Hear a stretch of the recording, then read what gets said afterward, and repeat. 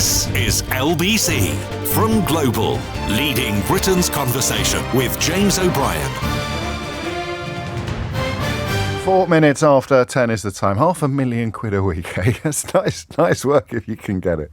I'm going to knit quite a few things together for you now, and it's only just occurred to me, hearing the news there of Joan Plowright's death, that there are links between some of the things I want to talk to you about today. But I've got to warn you in advance. They may not be as clear to you when I finish trying to explain them than they currently feel to me, despite the fact I haven't really thought them through. So that's the real end of an era. I was thinking about Joan Plowright just on Wednesday evening, oddly. I took my youngest to the National Theatre, which, of course, Laurence Olivier, her husband, was key in the foundation and formation of. And I did actually find myself wondering whether Joan Plowright was still alive or not. That's for theatre enthusiasts, that does feel like the one of the final links with the golden age.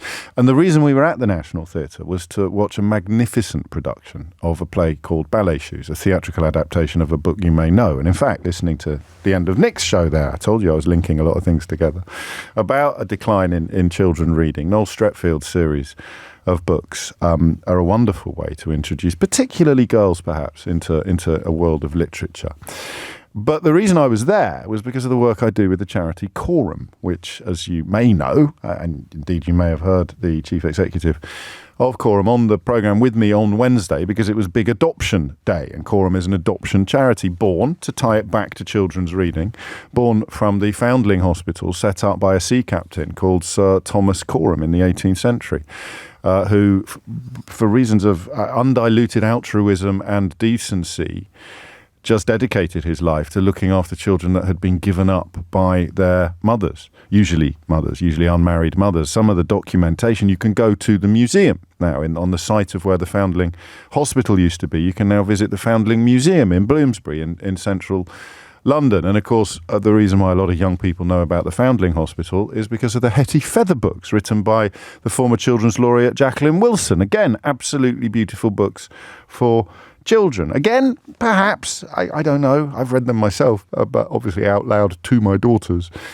Probably, again, like Noel Streatfield, more for girls than boys, but I always worry about saying things like that, because you can find pleasure everywhere, particularly in books. So I was at the National Theatre to watch a beautiful production. I cannot recommend it highly enough. And in fact, if you do have adopted children, if you did adopt your children and you are in contact with the agency, you can get special discounted tickets for the production. But you will have to get some sort of proof, if you like, of adoption via the agency that you were in contact with, still are in contact with.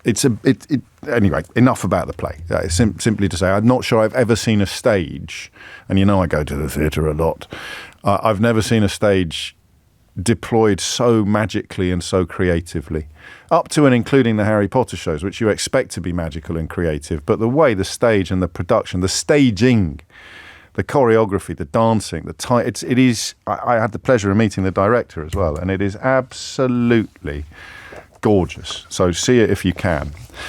But it's about adoption, which is obviously a subject very close to my heart as an adopted child. And I don't think I've ever told you this before, but one of the first things I got into trouble for as a journalist involved me removing the word adopted from somebody else's copy in a news queue.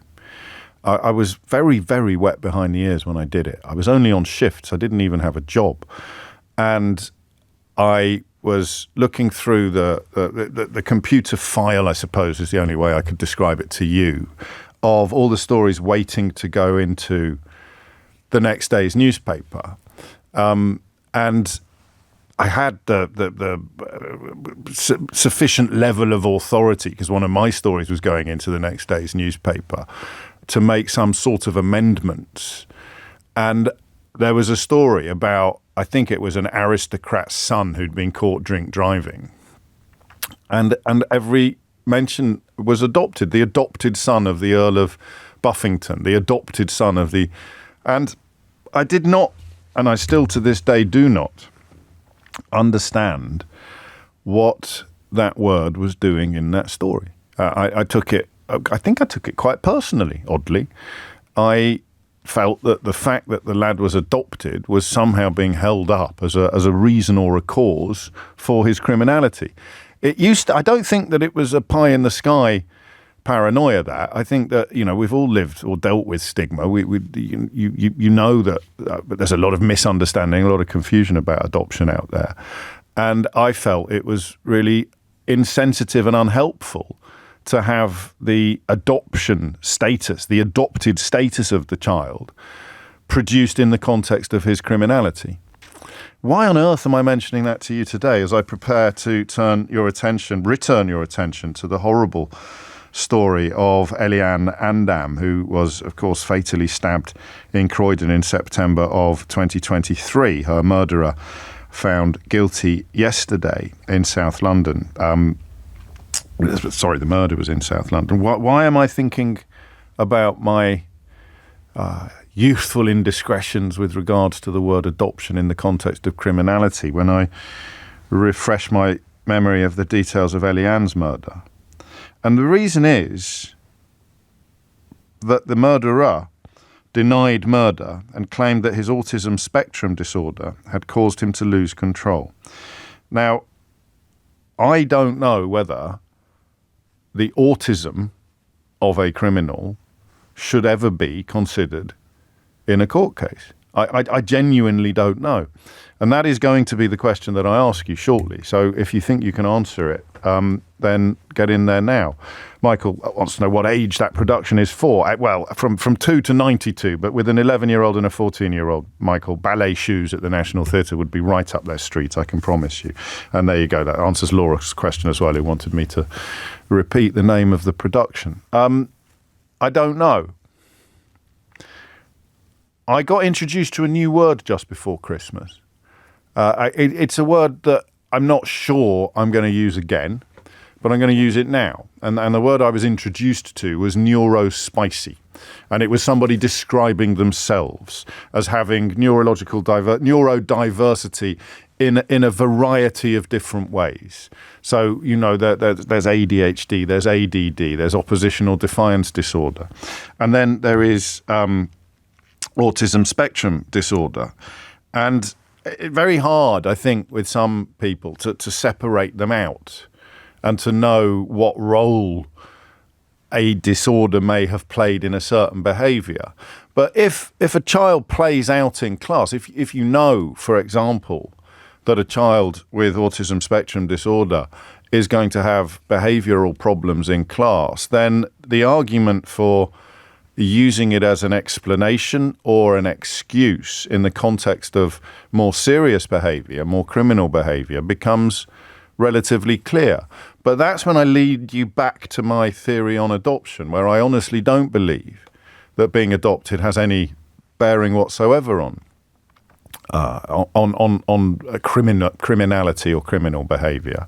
So there'll be a lot of people listening to this programme who are, what's the word I'm looking for, a lot more familiar with autism spectrum disorder than I am. I wonder whether I've just rung a little bell in your brain, whether you feel what I feel about that word adopted being in news coverage of crimes. I wonder if you feel the same about the way in which the word autism often appears in the news. Autism often held up as an undiluted negative, something that is an explanation of criminality, is an explanation of violence, dysregulated behaviour.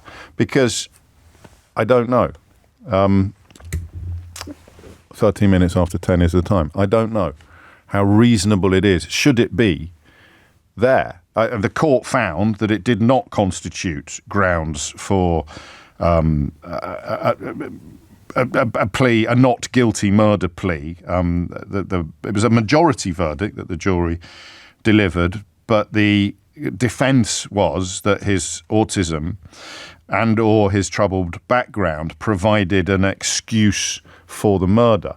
And without necessarily revisiting the gory the horrible details, because I don't think it would be of service to Eliane's family or to her memory to revisit the grim details of this very specific crime, is it a very uncomfortable truth that there are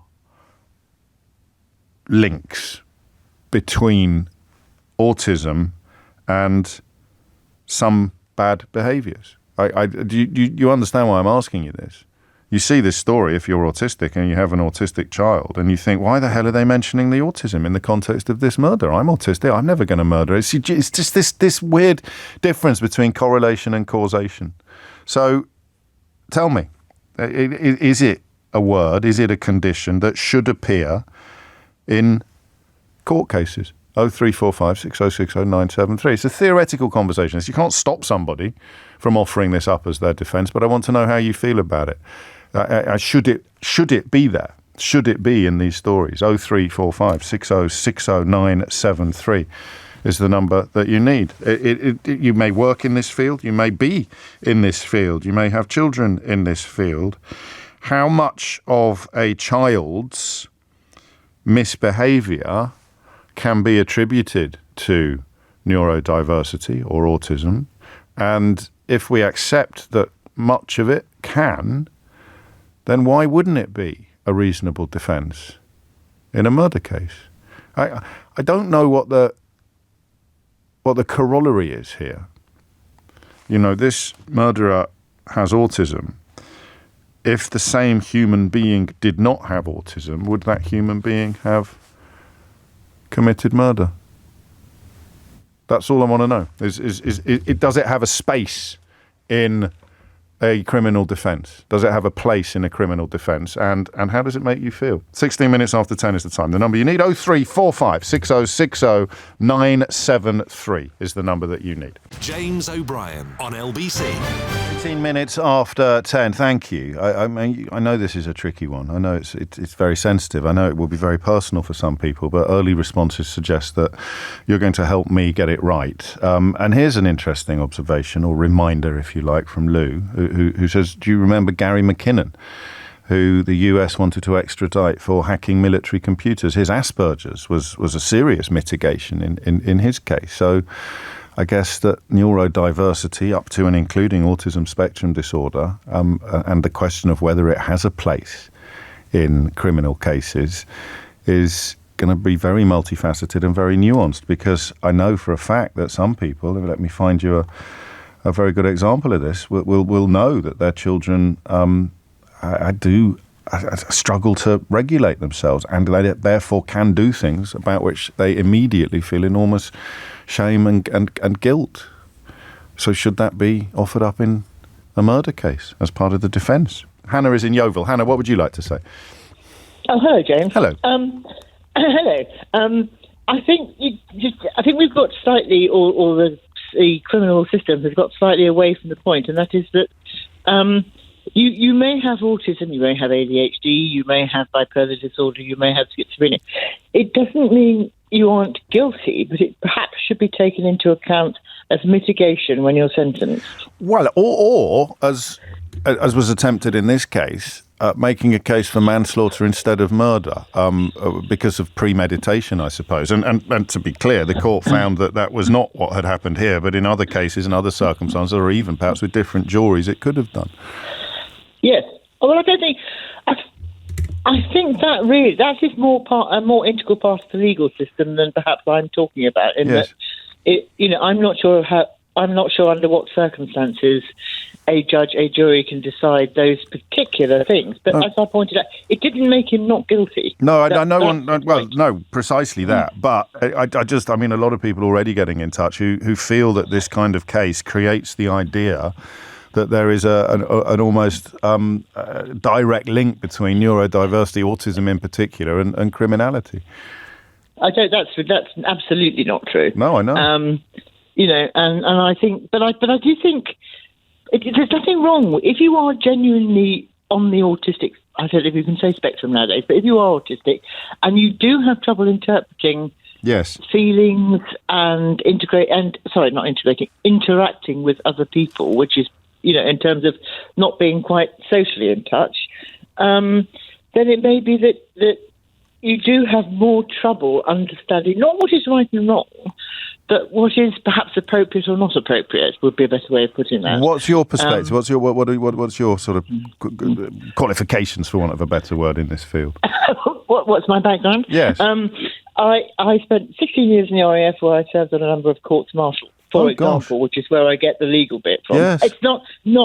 It's not current, my knowledge, and it is not civil law that I was dealing with. No, and that's interesting, isn't it? Because it's an area beyond courts martial or court cases. It's an area that has moved very, very quickly in the last 20 or 30 years. Words that were not even in common parlance are now routinely bandied about. Diagnoses, of course, have gone through the roof, and I haven't yet nailed down precisely the field of inquiry this morning, but it is fair to say that these conditions will be factors in behaviours. That is absolutely true. But it depends whether you consider neurodiversity to be a psychiatric issue or a social issue, I suppose. But if, for example, you have a mental illness and you were not in possession of your faculties, yes, precisely. When you commit a crime, then that makes can make you unfit to plead, for example. But being neurodiverse is more to do with. I went on to work in mental health. I then went to university, did psychology and computing, and then worked in mental health. So I can look at it from both sides, if you like. And that autism is not a subject I'm particularly good at. But it is. They're all parts of the same picture, aren't they? I think, and there's a reluctance. I think partly because of, oddly, I think terrorism cases have muddied the waters in this as well. If the question I'm asking isn't complicated enough already, because certain acts clearly are taken by people of whose mental status is fragile, and yet the crimes are so horrible that anything that sounds like an excuse or an exculpation hits many of us as being quite offensive. Thank you, Hannah. This is strong from Claire. In response to your phone in, James, should autism be considered with crimes of passion? Absolutely yes. Autistic individuals can feel emotions very intensely and become overwhelmed, resulting in a shutdown or a lashing out. I'm a mum to an autistic son, and this is something we worry about for our son's future. It's not an excuse, but their neurology should absolutely be considered, and that there is a perfect understanding of what it is that I'm trying to convey. This one, and remember, always try and put this at the top of a message rather than at the bottom. Please don't say my name. My nephew has autism and is the loveliest soul you could meet. My cousin's son also does and is completely different. He's always been quite dangerous in his behaviour, climbing out of upstairs windows, trying to make other kids follow him. He strangled some baby chicks that were brought into nursery. I really am scared that one day he will do something, but my nephew absolutely not. So you can't boil it down to autism alone, but you can say that lad is, some of the things that he does are a consequence of what he has.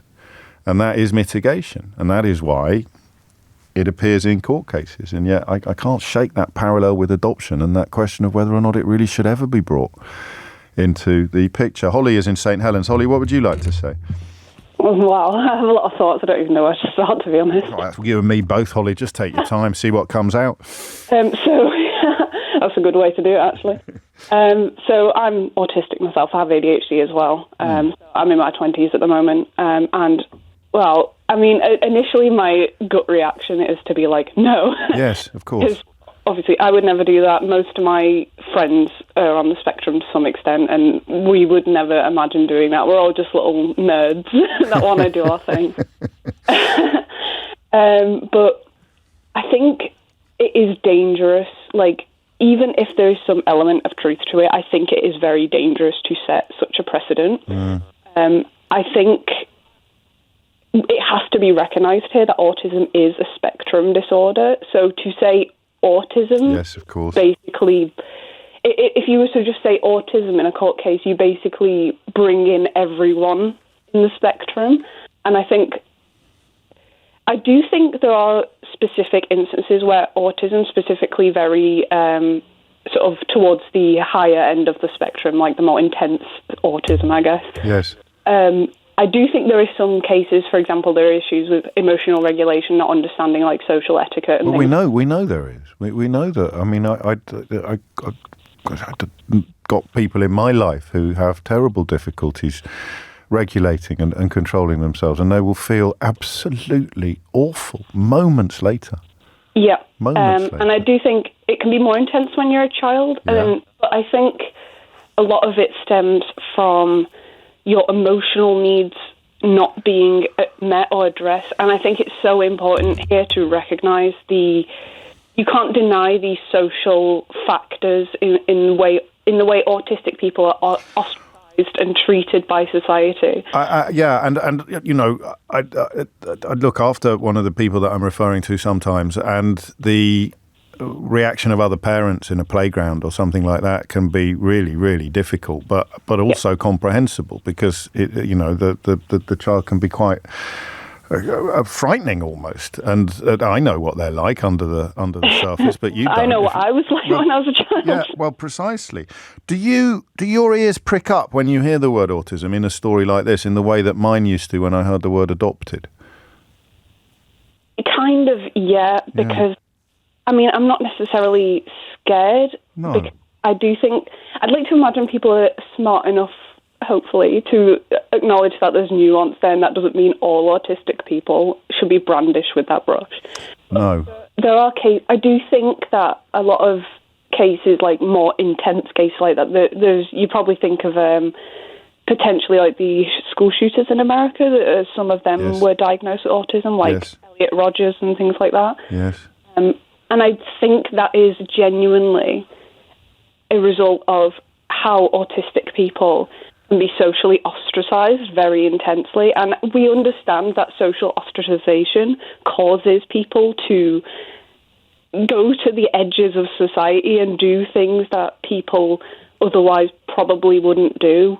And I'm not saying it's right, but I do think that it's important to acknowledge how society treats autistic people in this conversation. Yeah, that's why I'm glad you've rung in. And you remind us also of the complexities. So you can't avoid some of the stigma when it appears in some of the stories that you've described. So you've reminded us that it cuts both ways, and society can make these situations worse and make the really bad stuff more likely to happen because of the way that the young person, and it is often a young person in these cases, almost always in fact, feels. But you can't not mention it in the context of some of these incidents, can you? It can't be not relevant. In this case, it was decided that it didn't merit a demotion from murder to manslaughter, a sort of diminished responsibility type plea. But you can't say it shouldn't have been mentioned at all. I do think it's going to be one of those where you have to be very careful how you apply it, and you can't do autism very quickly. Well, and that's what I'm trying clumsily to say. Yes, go on. Sorry. We see it with the way, frankly, like people who aren't white are treated, and how that social ostracization causes, people. Like we know the studies and stuff, like preconceptions and presumptions, exactly, and then stereotypes, pigeonholes. It's like a cycle of, if you're ostracized, you're more likely to go to the edges of society, less likely to take rules seriously and things like that. And I think it's so important to acknowledge that.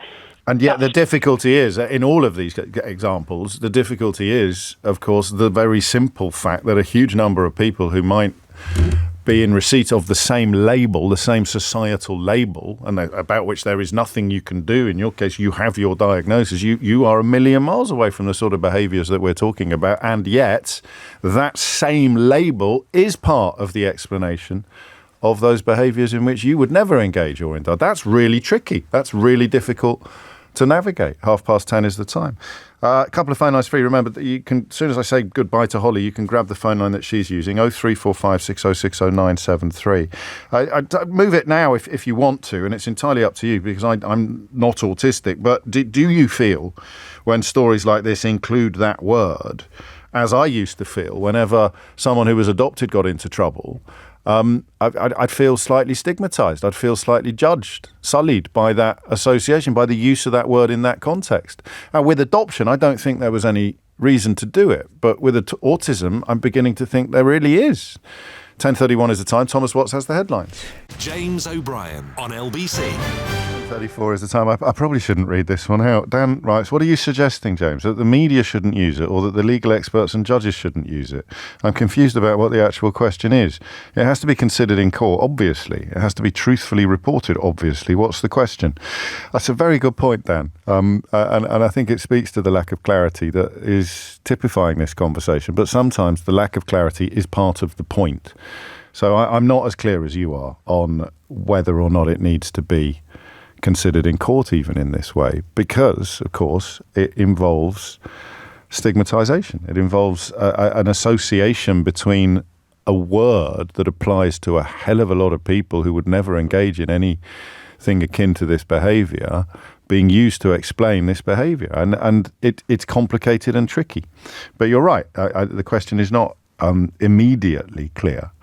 03456060973 is the number that you need. I just wanted, the reason I just said the number again there is because I was trying to find the message that I wanted to read out. But again, very, very good advice. Try and get this at the top. Please don't read my name, because sometimes I get to the bottom of a story when I've said the name at the beginning and see you asking for anonymity.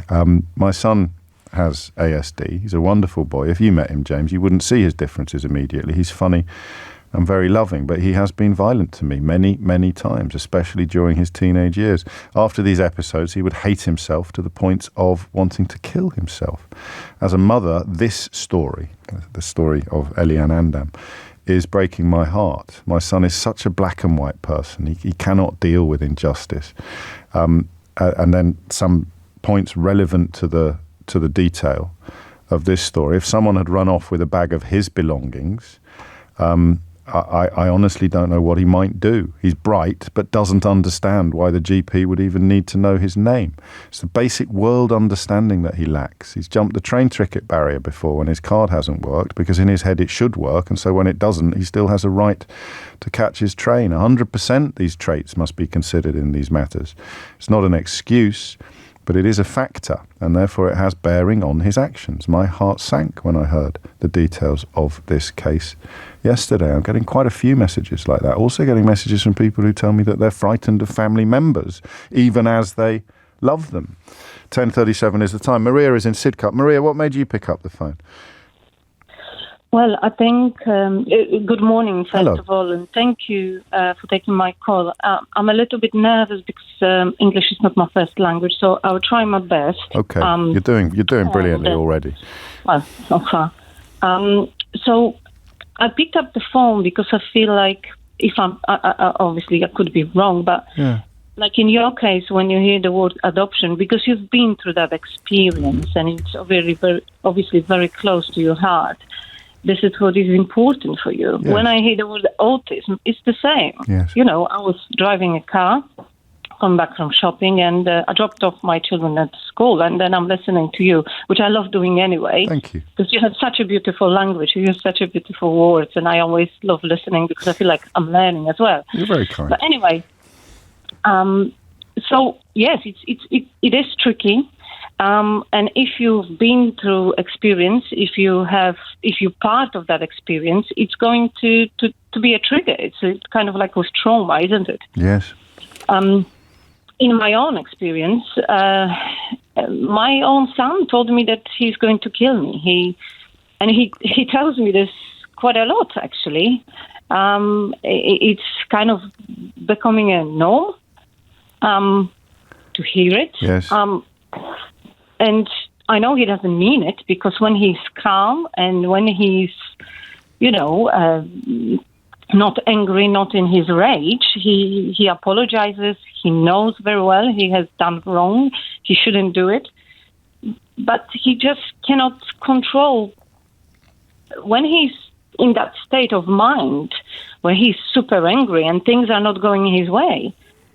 He's struggling. When he was a little boy and when he was playing with his trains for hours and he was doing what he wanted to do, because I knew when he was very little, I knew things are not right, I would say. I wouldn't say he's different, but Sure. I knew his brain is different because my background is I work in education for many years, nearly 20 years. So I've seen this firsthand. And so you know that there's something different, okay? Yes. But, you know, when he was young and things were not his way, he would just throw a toy and then, you know, we would pick up a toy and talk to him. But now when things are not going his way, he's punching the walls. He is kicking. He is hurting me. He's hurting his little sister. He's throwing things around. And you know that this is linked to, I mean, there's plenty of neurotypical people who struggle to control their anger as well, but you know that this is a consequence of his condition. It is, because they see the world certain way. And it's very hard to explain to them that this is the way it is. Because for, let's say, neurotypical people, this is the norm. This is something what is just so obvious. For them, it's not.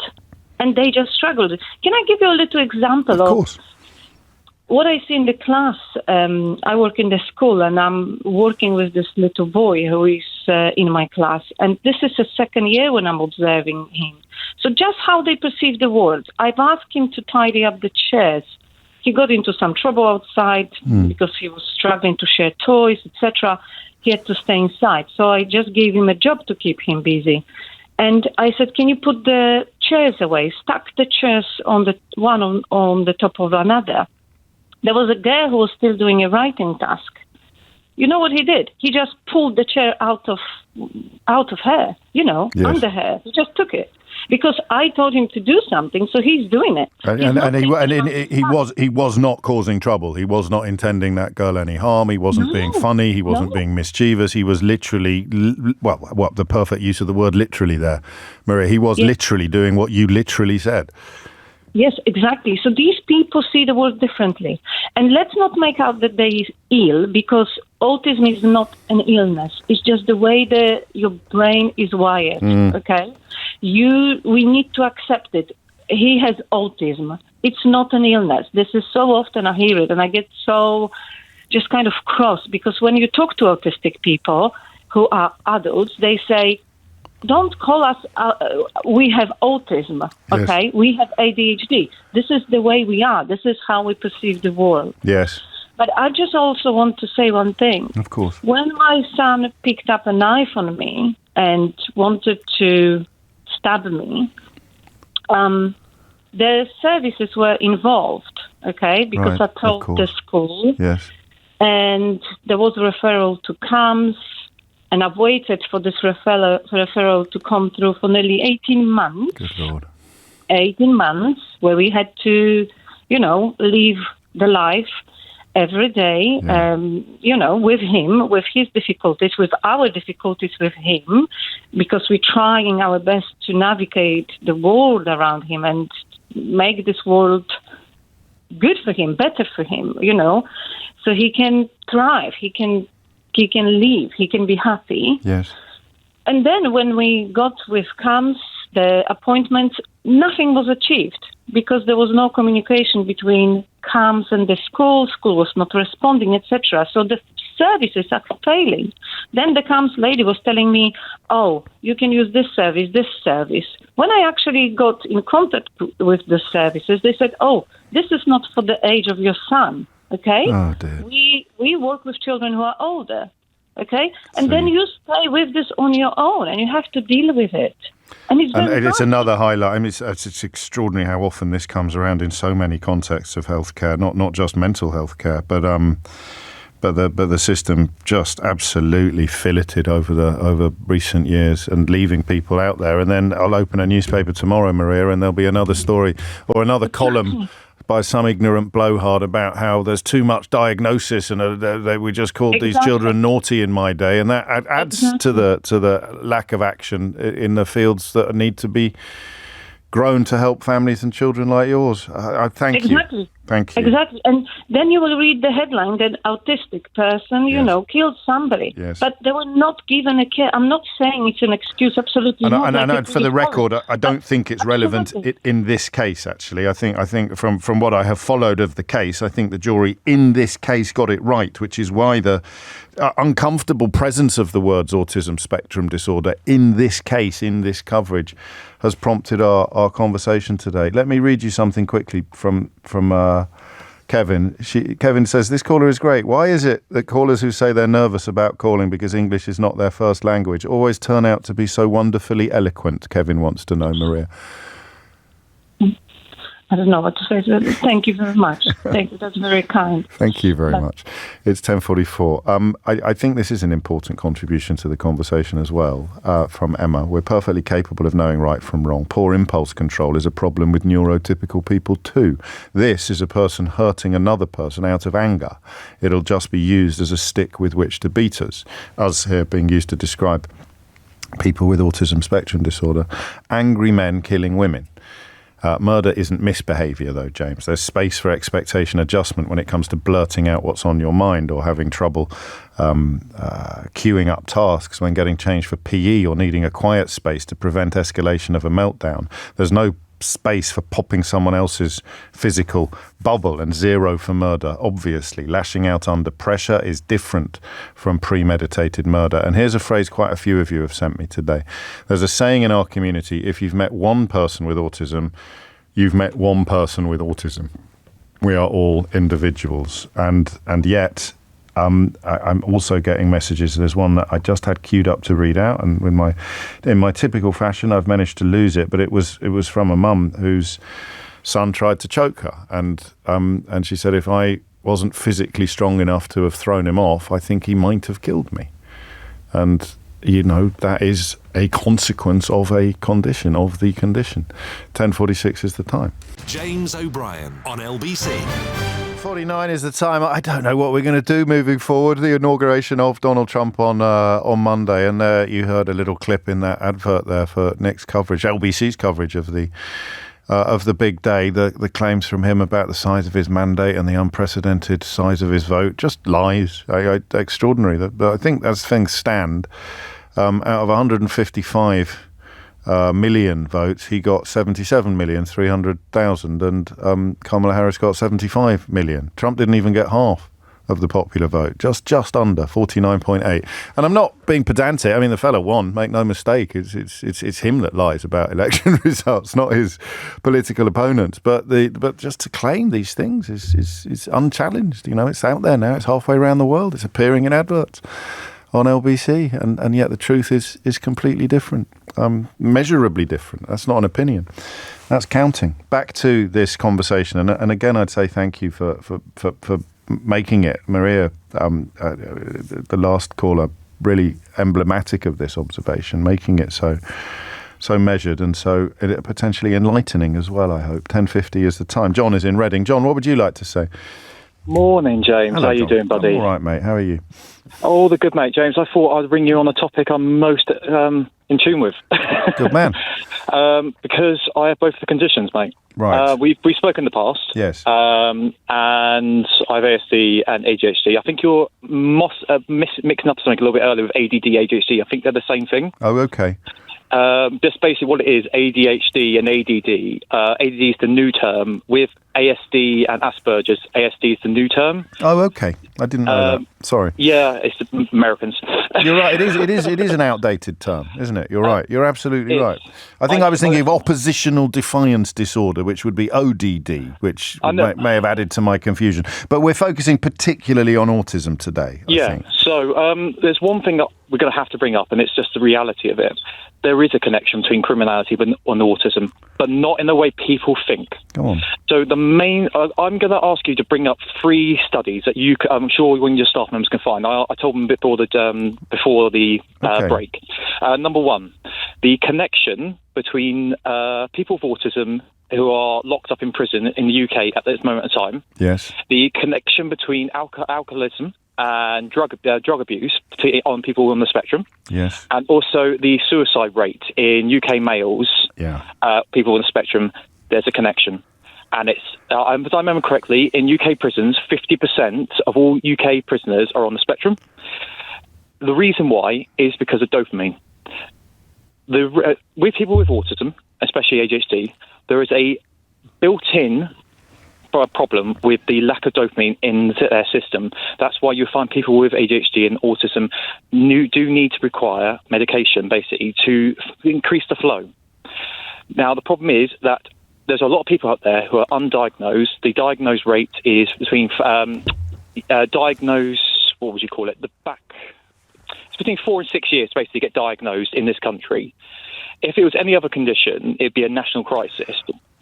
So there's no urgency. I take everything you've said as read. And you've made me think of a question that I probably should have asked a little sooner. You don't have to answer it if you don't want to. Go for it. But given your certainty about links, and we're always conscious that correlation is not causation. So just because these links are proven doesn't mean that everybody with autism spectrum disorder is going 100%. To become an addict or a criminal or end up in prison. Correlation is not causation. But given the clarity of the links you've described, should the punishment be less for somebody with autism? Why not? Why? Because it tars everyone with the same brush. No, should the punishment for the same offence be less for someone who has this explanation for it than it would be for someone who doesn't? Man. I told you it was a tough question. I also said you didn't have to answer it. Because I've got ADHD and I'm trying to word something together. Yeah. Because the way you describe it made me, for the first time this morning, think that you should get a lesser punishment, a lesser sentence.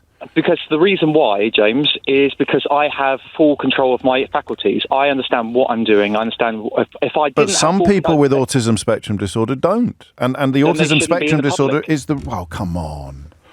Sorry, James, this is coming from someone with the condition. Yeah, I know. It doesn't mean that you're sort of everything you say is 100% accurate, correct, or unchallengeable. 100%. You totally agree, mate. Totally agree. But the thing we need to... But if we're put this in perspective, James. Yeah. Say, for instance, I was so mentally unwell. Yeah. I met someone... I used to use an example. I met someone in the street and I stabbed them repeatedly with a knife. And I went to prison and I went into court and I was not in my full faculties. Yeah. What would happen? I would get... a different sentence. Ideally, you'd get sent to hospital rather than prison. Exactly. So what is the difference? So the system already exists, and that's why we just have to hope that the juries get these decisions right and can decide in what circumstances it is pertinent and relevant and in which circumstances it is not. Yes, exactly. And that's why we have a jury system which hopefully works that in. So how do you feel? And again, for the record, my reading of this case is that the jury got it right. I agree too. His autism did not provide any excuse whatsoever for the murder. But I think we've established today that there might be some circumstances in which it could, in different cases. How do you feel when that word appears in a case, in a story like this? It frustrates me and it annoys me. And the reason why it frustrates and annoys me is because it tars everyone with the same brush. But there's nothing we can do about that, is there? We can't remove it, which is the question I started off asking this morning. But there's a sad reality, James, and we're going to have to basically talk about it. There is a massive connection in this country between the autistic spectrum and far-right radicalism. Is there? There is a massive problem. And the reason why is because what is it with people with autism? They're very, very independent. They like staying at home. So they're more likely to be on the computer. So they're more likely to basically go on to get radicalised. Radicalised. And there is a connection between, what was it? That lad's basically... Careful. I'm only conscious that you might have mentioned a case that was live there or a case that was still unfolding. So let's I'm sure you weren't. You don't even need to explain, but I'm being super good. That's the first I've heard of that, John. You've recommended 3 studies. Is there anything I can read up on that would introduce me to more about that link between ASD and far-right issues? It's just basically Google.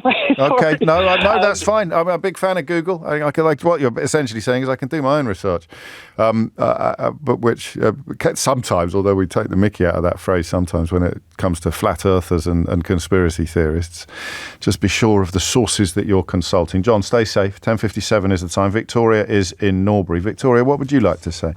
Hello, how are you doing? Hope you're well today. I'm okay. How are you? Yeah, I'm okay.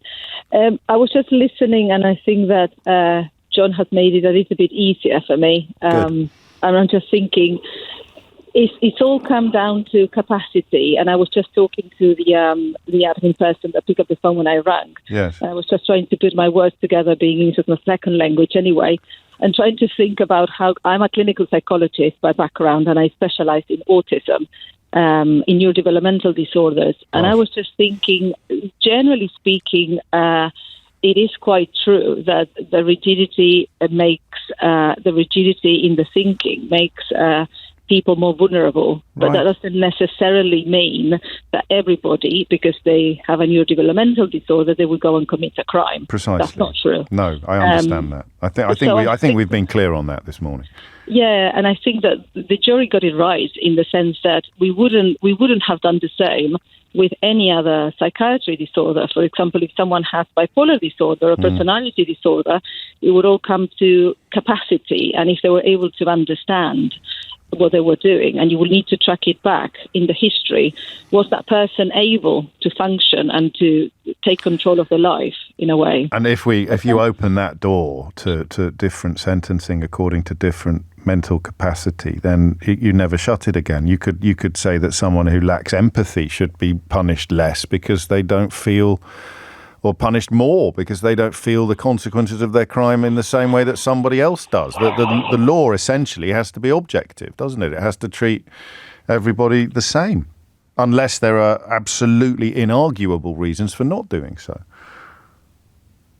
Yeah.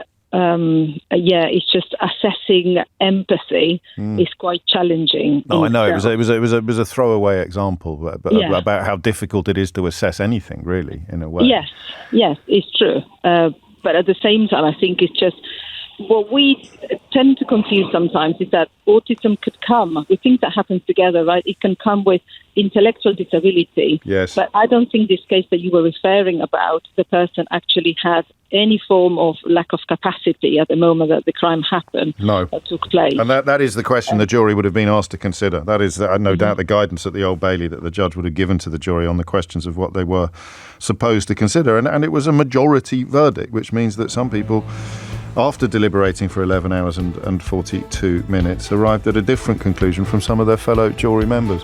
It's coming up to 11 o'clock. You are listening to James O'Brien on LBC. Thank you, Victoria. Conversation about autism and criminality, ending with a contribution, as is becoming quite normal now on this programme, from a clinical psychologist specialising in autism. What was it Michael Gove said about experts? I think I've forgotten. It's Friday, and it's been a tough week.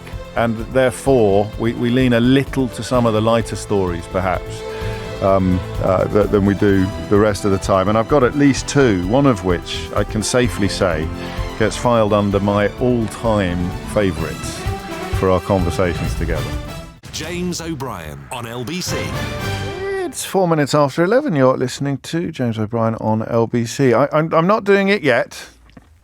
I will do it, I think, in the next hour. The conversation that can be comfortably filed under my all-time favourites on the areas of fascination and indeed amusement. Instead, we're going to talk about something which, again, is not at the deepest end of the news. If we might catch up with some of that Kemi Badenoch stuff.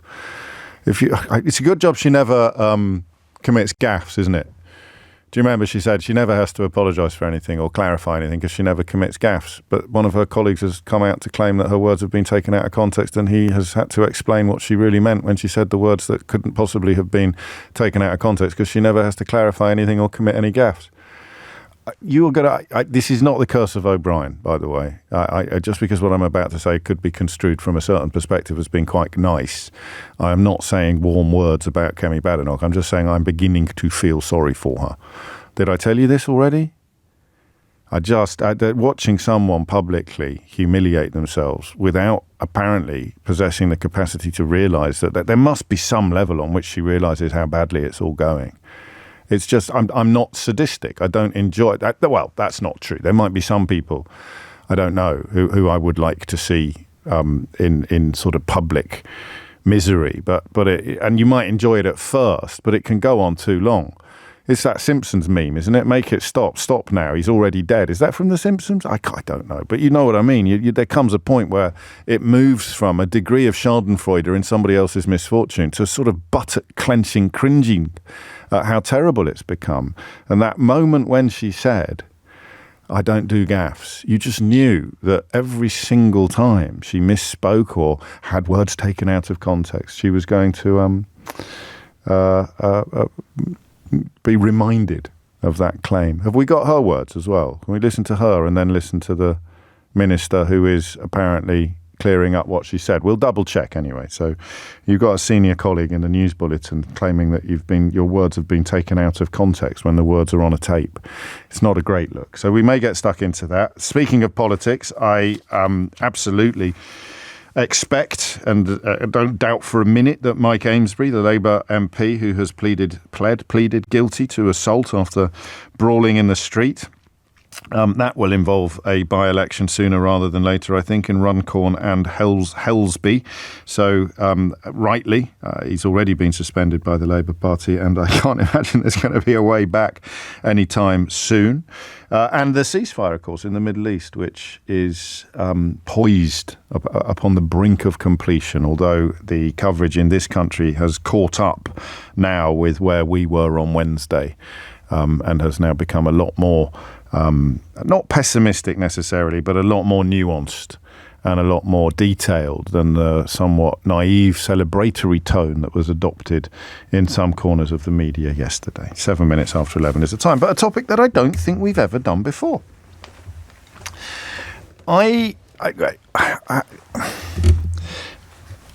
Did your parents have a favourite child? Not sandwich. That would be rubbish radio. Oh, I don't know. Depends. Never say never. Do your parents have a favourite child? Who knows for certain that their parents have a favourite child? There was a lovely thing on one of the accounts, one of the comedy accounts the other day, saying, my gran used to tell me that I was her favourite grandchild, but I always presumed she told all the grandchildren the same thing. And I'm too frightened to check. Because if it's not true, then it's, you kind of, oh, lordy, I've just told all the other grandchildren that I was her favourite. And if it is true, you just have that slight pleasure taken away from thinking, well, it might just be me. I might be the Who knows for sure that their parents have a favourite child? Is it the favourite, or is it every other child? Who is best qualified to determine whether or not the parents have a favourite child? Is it the favourite? Or is it the non-favourites? Is it all of the others? Is it the silver medal child, the bronze medal? If you have a favourite child, let me be absolutely clear before we go any further. Well, I mean, I can say I'm categorically certain that my parents never had a favourite child. There were times when I thought perhaps my sister was favoured, and I'm sure there were times when she thought perhaps I was favoured. But I mean, I don't think, and I'll check with her afterwards, but I don't think either of us think that there was a favourite one. Chris asks, do you expect parents to admit to this? To which the answer is, Chris, do you listen to this show? I mean, of course some parents will admit to it. I will invite them to do so shortly. And I don't need parents to admit to it. I just need children to tell me what it's like. We're back to what was it like? The best question that I can ever ask on this programme. It's an interesting piece of research. The study published in the journal Psychological Bulletin looked at dozens of previous pieces of research and found parents, mothers and fathers, happy to report that they favoured one child over another, or they favoured children of a. Well, can you guess? Is it boys or girls that come out on top? Can you guess? Shall we do a quick test on this? Quick, just bung me a message. Boys or girls? I think you might. Well, I'm not going to jinx it in any way, shape, or form, or skew the results. So, 19,000 parents and children from Europe, Asia, and America answered questions about family relationships and filled in questionnaires designed to reveal personality traits, birth order, gender, temperament, and then other characteristics such as extroversion, agreeableness, Conscientiousness, neuroticism, all of these things could be linked to favouritism. The differences in parental treatment were also measured in different ways. So that would look at whether children and parents reported conflict, hostility, harsh discipline. It's a really detailed bit of research.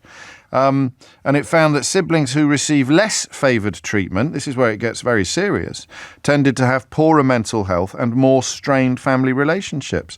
And it is correlational. I talked a lot in the first hour about correlation and causation. It doesn't tell us why parents favour certain children, but it does highlight potential areas where parents may need to be more mindful of their interaction with children. Gender was a bigger factor than age relative to siblings. So you're not most likely to favour the oldest child or the youngest child necessarily. But there is a measurable difference in how much you favour boys or girls. And it is, I knew this would work. I love it when a plan comes together, to quote Hannibal Smith. Almost every message I have says boys. It's boys, James. Boys get away with stuff when they're kids, which is why they grow up into selfish so-and-so, says Karen. Boys have always been favourites through many cultures. My parents definitely had a favourite child, writes Gary. It was the kid next door. It's definitely boys where the mother is concerned, writes Emily, who describes herself as not at all bitter. She's in Bristol. Me and my siblings have figured out who the favourite child is based on whose graduation photo is highest on the wall. So everyone's going for boys. It's boys when they're young, says Lise, but girls when they are adults. And you're all wrong.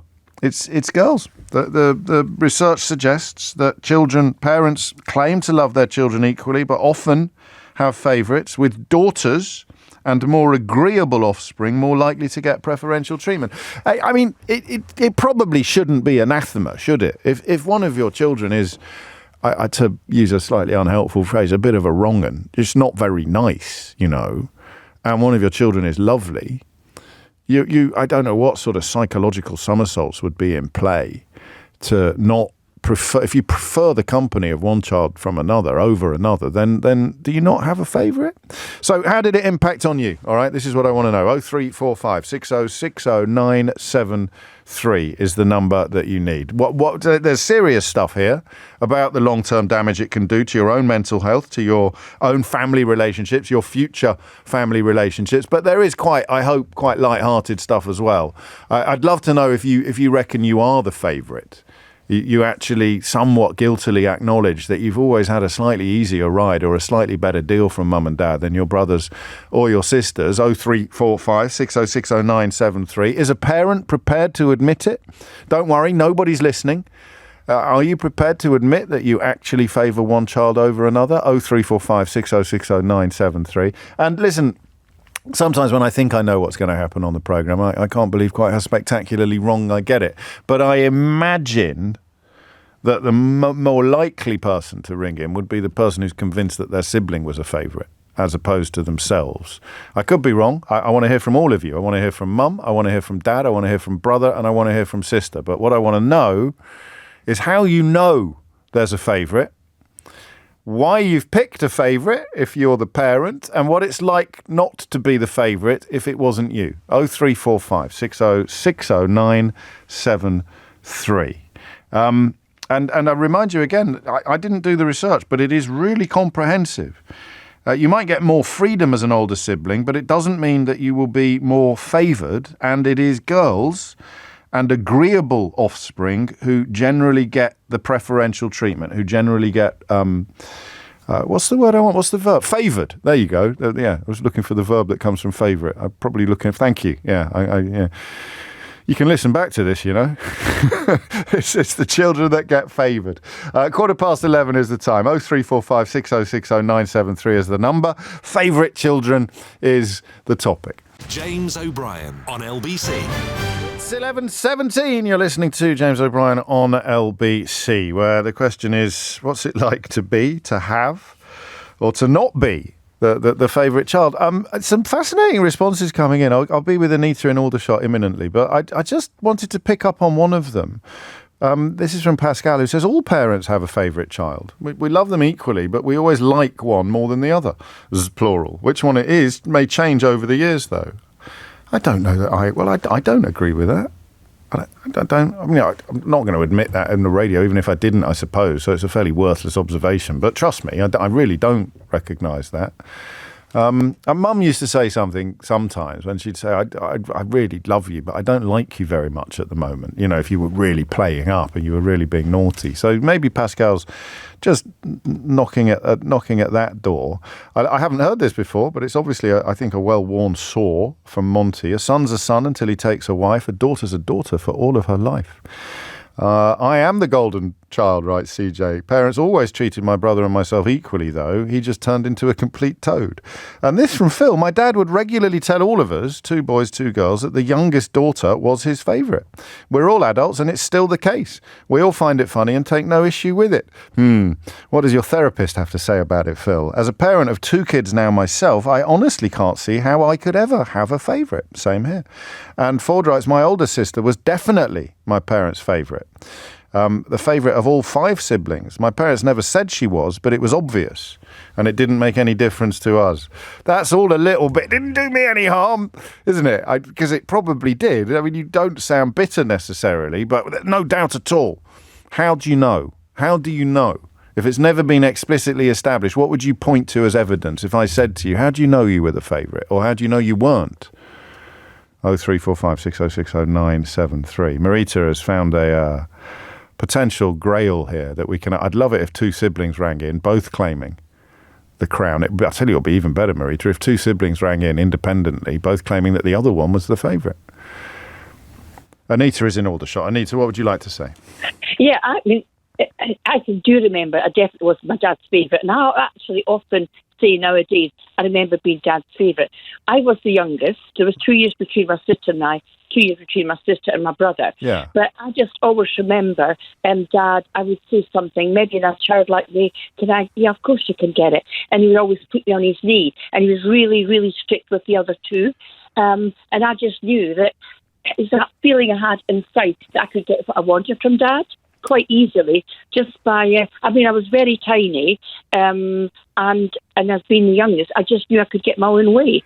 Did your siblings feel the same? Would your siblings agree with this, do you think? I think they would agree. Dad was really strict with my brother, and he was strict with my sisters. I'm sure they would agree that, and my sisters mentioned you were Dad's doesn't favourite. mean he preferred you. It's just that by the time you came along, he'd mellowed a bit.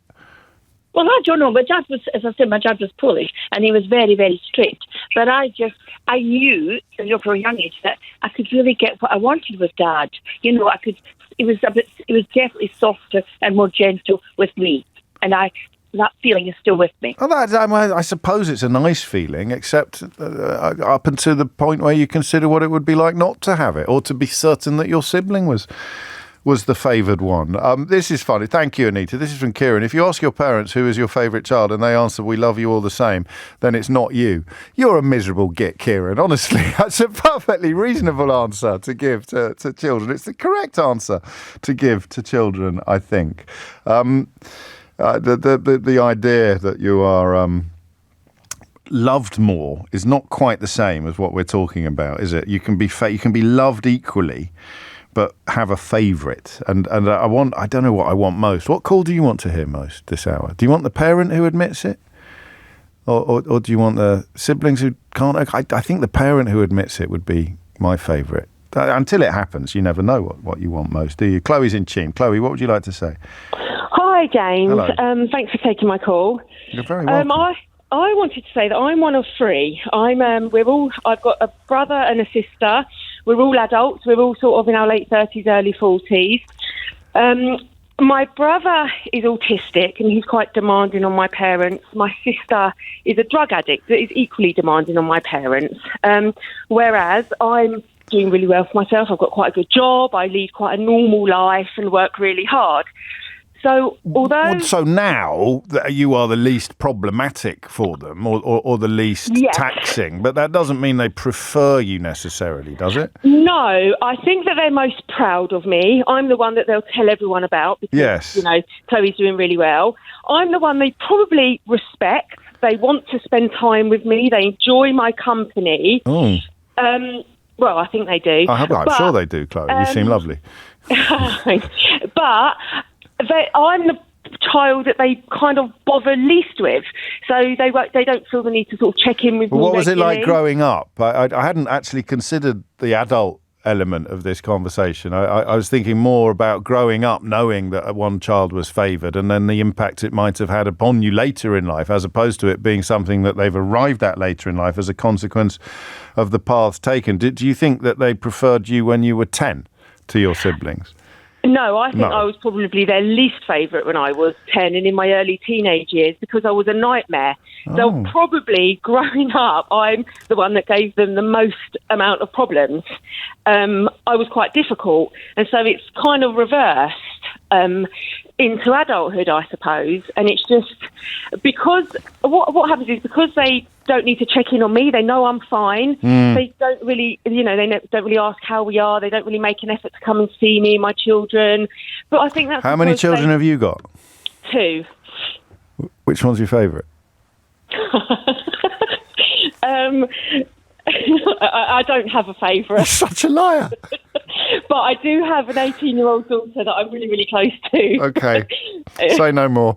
It is 11:24. Thank you, Chloe. I guess that's a helpful reminder that it isn't necessary, because you might actually feel more love for the child that's hardest work, the one that you need to do the most looking after of, as it were.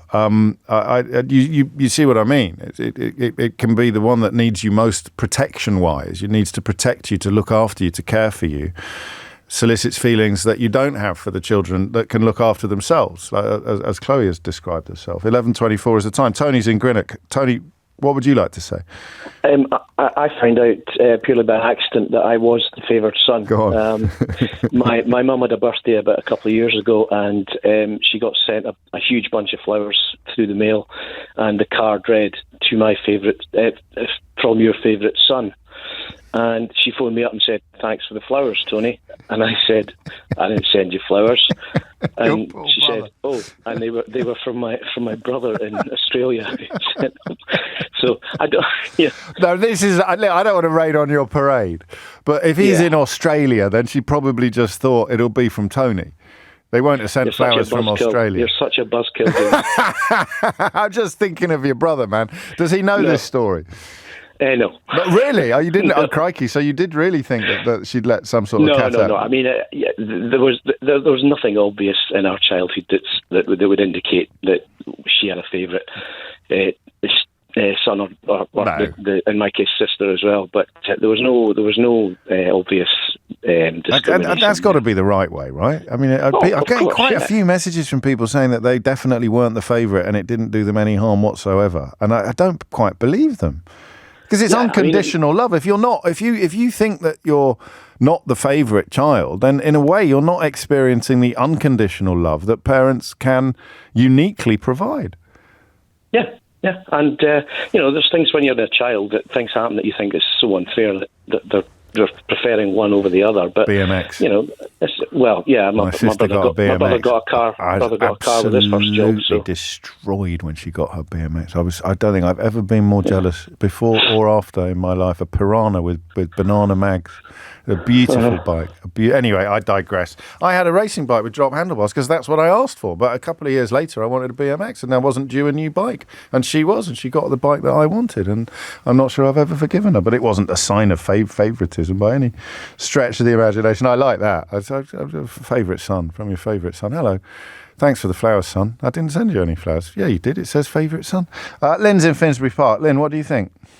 Well, I was definitely not the favourite. Oh, I'm sorry. I mean, I'm in my 50s now, so things are a bit different back then, but I was always, for my mum, treated just a little bit, not as well as my brother. In what way? What sort of thing are we talking about here? So at the weekends, he would get a fry up and I would always get eggs on toast. No way. Yeah. So there'd be sausage and bacon in the pan and none of it would end up on your plate? No, I would always get poached eggs on toast and he would always get a big fry up. And if you said, why am I not getting any fry up? What would she say? No, you wouldn't dare. I wouldn't dare. I wouldn't dare. Really? No. So you just sat there, and what did he do? Did he pull faces at you while he was munching his sausages? He was honestly. What a git. But it was actually confirmed when I was about 15 and he was 18. Right. My mum was in the front row having a chat with his then ex-girlfriend. Or his then girlfriend. She was already his now ex then girlfriend. Yeah. Sorry. That's the Carry one. on. And I overheard a conversation where my mum said, I love them both the same, but he'll always be my favourite. How did you feel when you heard that? Oh, I felt, well, I mean, I'd always known it, but to actually hear it, it was a bit like, okay. What? Right. What? I just felt sick. Oh, I felt awful. Yeah. I felt, of course. Did you ever take it up with her? Did you ever raise it with her?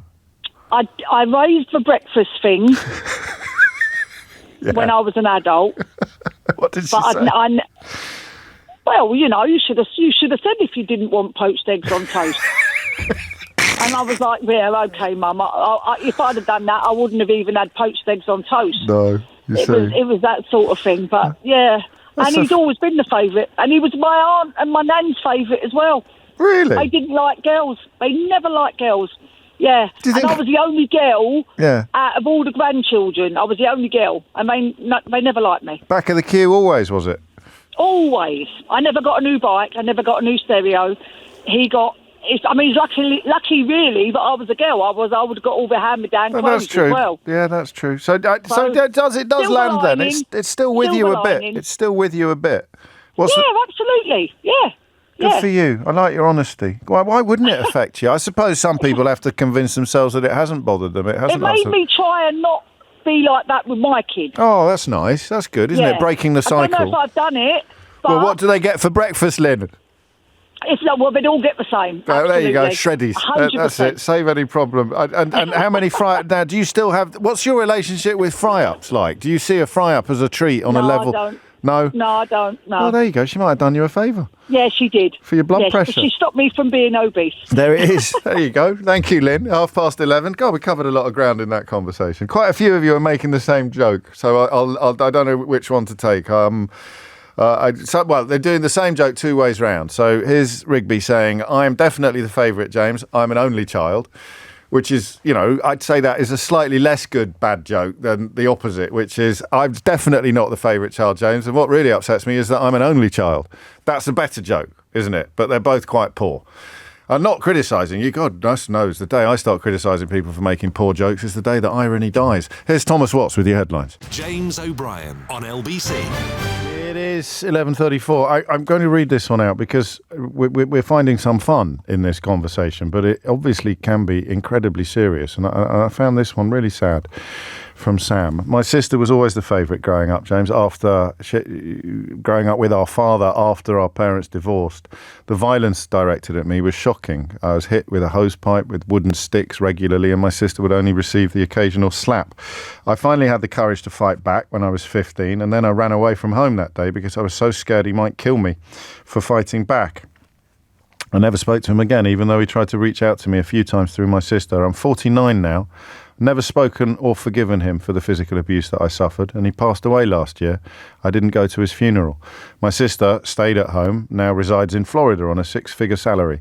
After leaving home at such an early age, I fell in with the wrong crowd, and my life became a spiral of prison and drug abuse. I have now finally sorted myself out after his passing away and have a steady job. I always converse with my sister about why I was singled out by him and was treated in this way. It's not, obviously, the question of a favoured child is relevant to that, but the big story there, I'm pretty sure, is the abuse. I don't think you'd necessarily felt any better about things.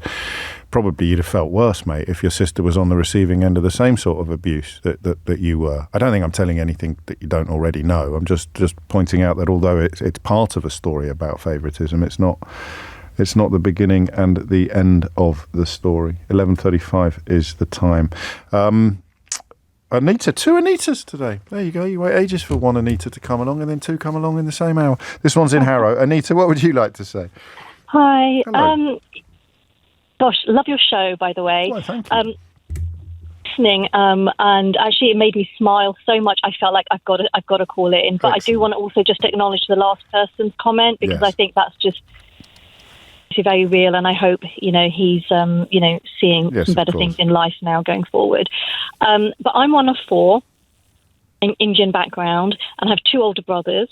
And when we were growing up, I would say they, as males, were definitely favoured from a cultural perspective. And I think it wasn't necessarily deliberate; it was just the way it was. But as a British Asian growing up in this country, as a female, I was seeing this. I couldn't understand the favouritism, inequality. How would it... The phone line's not great, Anita, for some reason. You're crystal clear, but you keep cutting out a bit. So I'll keep it brief. How would it manifest itself? How can you be so sure? Got the bikes. Oh, it got even worse. As soon as I said it there, you went completely cut out. I think we got the bikes. I think there it is. So, but sorry, that's annoying. But how it makes you feel? If you could be smiling about it while you were listening, it would suggest it hadn't done any deep and lasting damage. Susan is in Norwich. Susan, what would you like to say? I'm just really interested in how different relationships could cause the favouritism. Because I'm the eldest of 4. I'm adopted.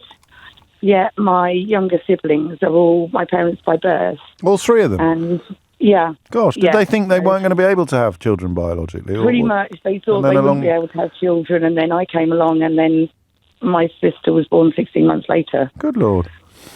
So, and I've always said, in a way, almost, I would say we were equal, but they treated us the same. Right. But there was always a sense of favouritism because I was adopted. And then my brother came along, and then it was like, well, he's the boy, he's the youngest, he's golden balls. Excuse me, sorry. That's all right. So, yeah, but I just... How do you know? I mean, I can see why the boy might be favoured. I mean, that's not dissimilar to what Anita was telling us, but the adoption angle is an unexpected one, isn't it? You just felt that, I suppose the hardest thing to contemplate when you were younger would be that if they'd known they were going to be able to have children biologically, they wouldn't have adopted you in the first place. I think that it was always very open conversations between all of us, and my parents would say, if there was a bit of friction between my siblings and I, it'd be, well, you need to be grateful because you wouldn't be here if she hadn't come along. Oh, I'm sorry that you had to go through that. Oh, I'm perfectly at ease with being adopted.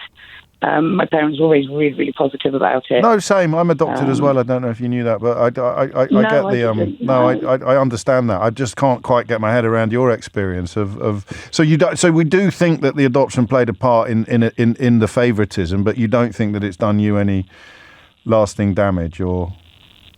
Oh no, not at all. No, I just think there were the occasions. It's more, I think, when you're having those arguments and it's not fair and la la la, it's almost the thought that you go through, is it because I'm adopted? But then I have to support that by saying my parents were always very firm that there was no favouritism. And it was harder to have a child by adoption, my mum always used to say, than by... Well, I was doing a thing on Wednesday about adoption, and that's one of the points I made when I was asked about how you deal with certain issues that come up over the years. And I think that I mean, it's not harder, it's just the desire.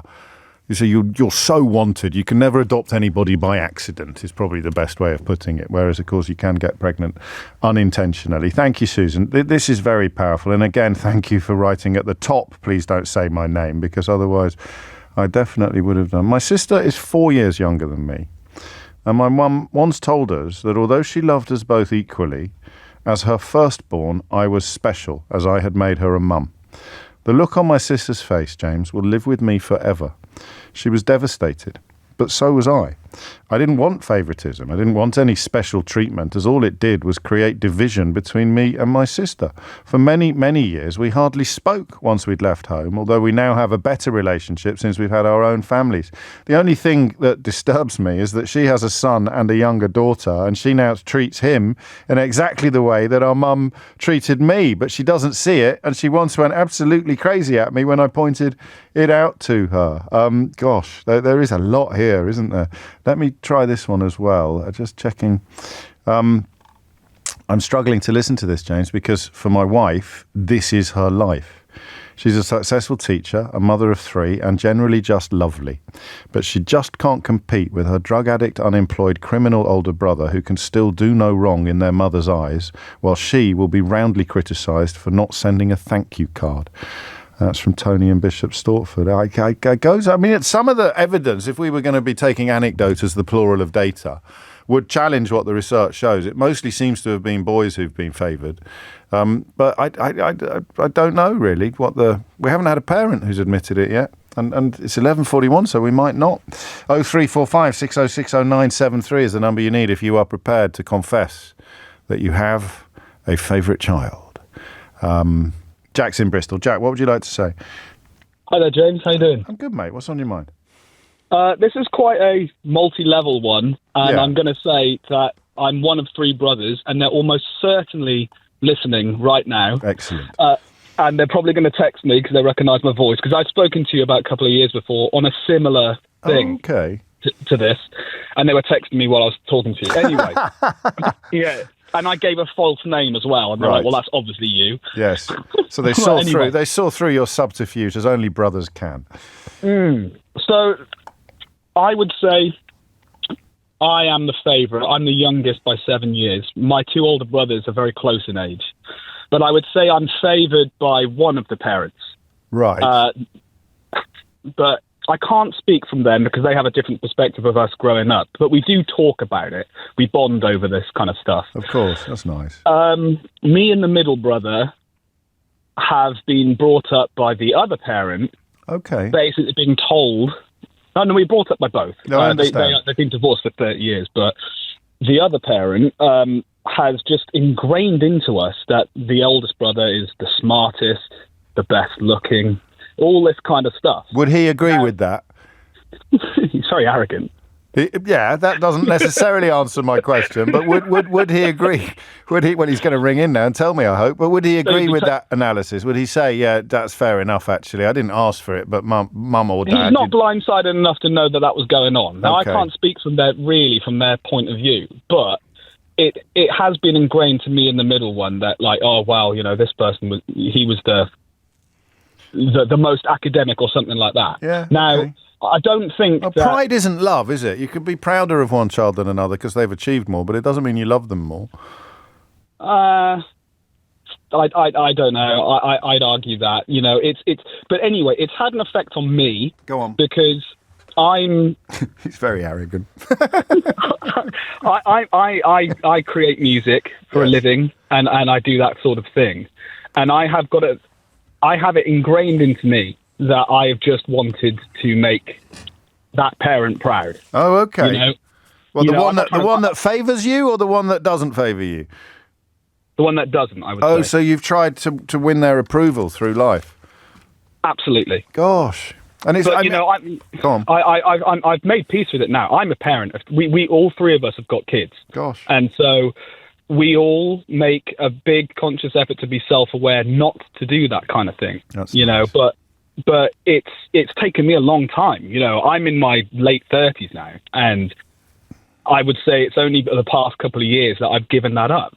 But I can't help but have that. That's good. You're doing the work, aren't you? If you've worked that out for yourself, and talking to your brothers about it can only be good. It can only be healthy, can't it? I think the other. I got to say, the other parent, I would say, who I think I'm favoured. It's probably because. By the time I was born, he was working... Oh, I've just given it away now. I knew you would if you kept on talking. Carry on. Yeah, all right. Here, I might as well give the first and last name and the address. Yes. Anyway, Star sign, Capricorn. Exactly. He was working from home by that point. Right. And so you just spent a lot of time together. I was an only child, sort of. Yes, of course. Because there was so many years difference. So there's a bond I have with him, which is just different. I'm not going to say, no, different is nice. Different, not better, necessarily. Different, not better. Yeah. I'm going to ask you a tough question now. It's the last one I'll ask you. Is your oldest brother better looking than the other 2?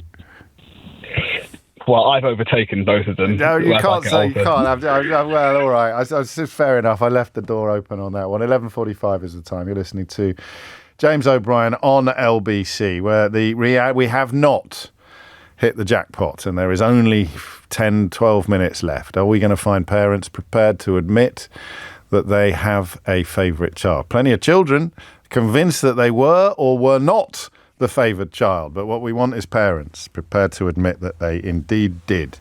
Perhaps you could even begin to tell us why. 0345 6060 973 is the number you need. It's 11:46. James O'Brien on LBC. 11:49. I don't dare call in, but this topic is bothering me massively, says Paul on Blue Sky. My older brother was always my father's favourite. My other brother was my mother's favourite. My initials are the same as postscript, PS. I never got past that. They told me it was deliberate. And probably it wasn't, Paul. Probably it was just funny to them in that moment, like banter, parents teasing children. But we are never more sensitive, are we, than when we're sort of young and formative and a little bit insecure. If you're already thinking mum and dad prefer my brothers, and then a joke about PS. Well, we used to do the joke about moving house without telling us.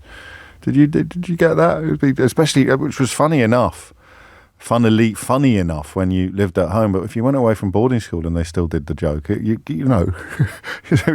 don't worry, son. We'll tell you. We'll give you the new address, and you sort of think, what would actually happen if your parents moved house while you were at boarding school and you didn't know the new address? If my peacock laid an egg in your garden, who would it belong to?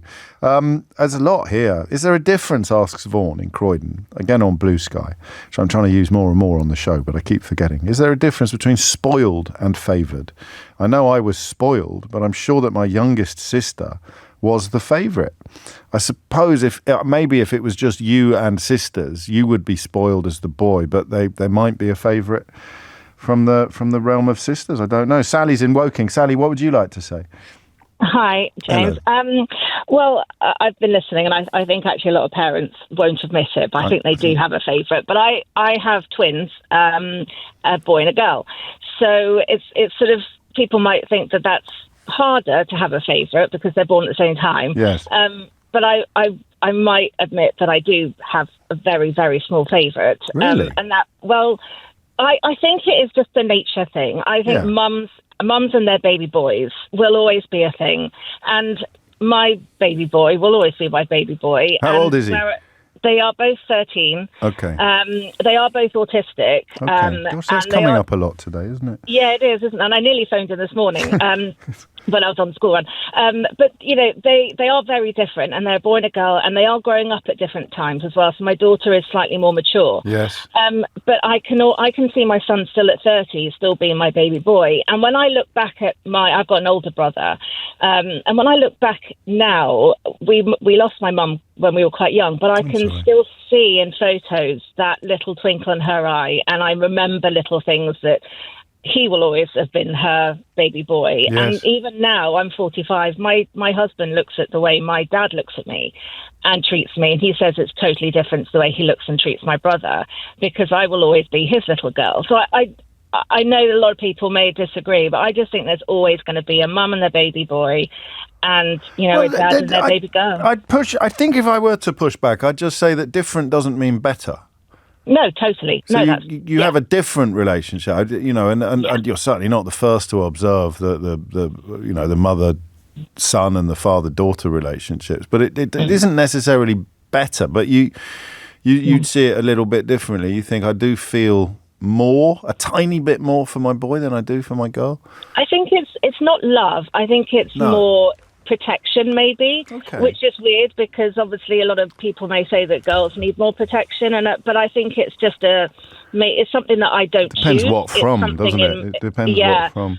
Well, this is it, and maybe that is the fact that maybe because he is autistic, I have to protect him slightly more from the world, and he's doesn't speak very much, and it could just be that. Yes. But I even when he was a baby and before we knew, it was just my baby boy. I don't know. It was just. I salute your honesty, because you've explained it without sounding remotely weird or unfair. It's just that, and you might well be right. It might be that you're just prepared to go there when other people are conditioned, really, by society's expectations, not even to open the box in the first place, not even to ask themselves the question. Well, exactly. And someone else, I think, said it earlier, that it's not love. I think it's just, like I said, more of a protection thing. And I don't favour either of them. I really don't. I treat them exactly the same. And I don't think either of them would. I mean, my daughter certainly wouldn't say that she feels any differently loved or anything. But I think it's just in my brain that it's more of a, he will always be my baby boy. Yeah, that's why I say I salute your honesty. It's because, maybe a lot of mums would recognise what you're saying, but never quite say it out loud. This is nice. My sister, well, not nice, this is interesting. Following on from Sally. Thank you, Sally. Simon writes, my sister was the baby of the family, and as such, she was definitely the favourite child. Then she actually cut off my parents. So now it's my brother. He's the golden child that can do no wrong. And all this is despite me doing everything right. Good job. Got married, 2 kids, but I'm the black sheep in their eyes. They don't approve of my life choices, and worse still, they always wanted to favour one of my children over the other. History was repeating itself, so I cut them off as well for the sake of my children's mental health, let alone my own. And now my therapist hears all about my family history, and I love both my awesome kids equally. My wife and I have made sure that they are treated exactly the same. And here's a thing. Not to make too light of it, James, but when my mum was pregnant with my brother, they did indeed forget to tell me that they had moved house. I came back from boarding school and they'd moved. Luckily, the new owners had the address. I can look back on it now and laugh, but I didn't at the time. There's a story that I'd like to explore a little further, Yvonne. What do you mean you came home and they'd moved? Really? That was like the family joke in my house growing up, and it was your actual life. Sonia is in Watford. Sonia, what would you like to say? I just want to say that I agree with the previous lady. It's not that you differentiate in love between your children. Right. But I find myself, and I've been completely honest with them, we try and get our children, teach them good values, be honest, and that transports from myself as well. They know who's the favourite in the family, and that does change and alter. But my eldest is my favourite. My sister completely disagrees that I should have favourites. Wow. But I'm happy to admit it because I respond in the way that he treats me, how he gives back, how he's affectionate, how he's thoughtful. Whereas his younger twin brothers, there's 21 months difference, they're pretty self-centred. And, they will do something for you if you ask them and ask them and ask them. Right. But, I'm disabled and I have a bad back and I've had several surgeries on my back. But my eldest will say to me, Mum, if I've called him and I'll say I'm on my way home, he'll say, right, Mum, would you like me to make you a cup of tea? Can I make you a hot water bottle? That wouldn't even, come into the twins' thoughts that they could, do something for their parents for a change. So he is my favourite, and I tell the boys. But sometimes that position is open for someone else, and one I of like that. Keep them on their toes. Keep them on their toes, Sonia. There's nothing to stop you becoming my favourite if you sort yourself out and make me a hot water bottle and give me a massage. All that sort of. And that doesn't mean I won't do anything less, or I won't do or die for any of them any differently, or there's any discrepancy in the love that I show them. But there are favourites. Well, you are the research. I mean, this is the key finding in the research is that the more agreeable offspring will get preferential treatment. And in a way, there's a sort of ineluctable logic to it. There's no other circumstance in which you'd line 3 people up and not prefer the one who was nicest. Absolutely. Is there? There just isn't. No. You say, here's 3 people. One of them's lovely, kind, generous, thoughtful, and 2 of them aren't. Yeah. Who do you prefer? The kind, generous, lovely, thoughtful one every time. Well, not every time, because we're hearing from some poor souls, aren't we, who are clearly much better children than their siblings, but the siblings get the bulk of the love and the bulk of the So what does your sister say when your sister tells you off for feeling this way? She says you can't say that to them. You should say that. That's not nice. Yeah, it's not nice to have a favourite, but I believe everyone secretly does have a favourite. I don't believe that. I really don't believe that. But I do wonder if. It's perfectly reasonable what you've described, but I wonder if your sister has a point that you don't need to shove it down their throats all the time. No, even the twins will tell you, if you say who's mum's favourite, they'll say the eldest one. And the boys are like 21 and 20 and 20. So it's a bit of a running joke in the house as well. God, I bet it was hard work when they were tiny, wasn't it? Oh, yeah, definitely. That's quite a handful. Really close together. It's still hard work. Yes, it never stops, does it, Sonia? That's the thing they never tell you, honestly. It's coming up to 11:59. You're listening to James O'Brien on LBC. So this is a bit weird. Simon's been in touch. So I worked with a chap whose parents abandoned him. He came home from school at the age of 9 and they'd gone. I want more. This could be a topic. What do you mean that they'd gone forever, Simon? Or they'd just forgotten to tell him that they'd moved house and he moved back into the new house? And this isn't even the only one. I've got 4 messages now from people who... here's another one. Janet says, I heard of a student who got a change of address card from their parents when she was at university, had no idea about it. And there was one other as well. Here it is. I came home from boarding school to find the same thing happened to my mum. Her parents moved while she was at school and she wasn't even at boarding school, James.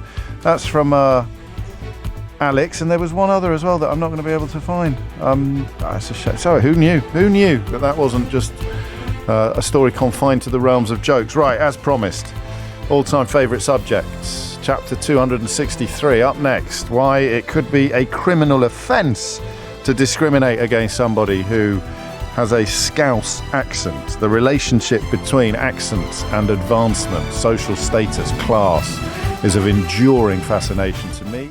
James O'Brien on LBC. 3 minutes after 12 is the time. You are listening to James O'Brien on LBC. Well, I heard that then.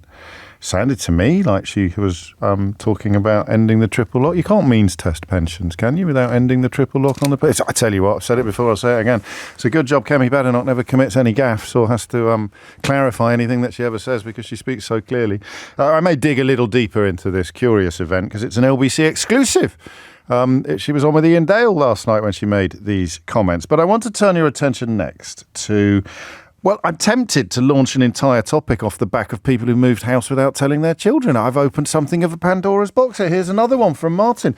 I came home from school and my parents had moved. I don't know if it was them not telling me or me not paying attention, but my dad had recently passed away. The new owners found me in the garden, James, and were able to forward me to my new home. I was not expecting that to get a little...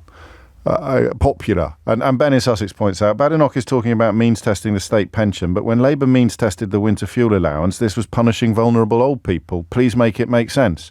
Well, if you understand the concept of double standards and largely biased media, Ben, then you will, I think, be able to make perfect sense of it yourself. A.A. Gill. Do you remember A.A. Gill? Sunday Times restaurant critic, brilliant writer, but his TV columns were probably even better than his restaurant columns. One of my favourite journalists of all time, and with an extraordinary backstory as well.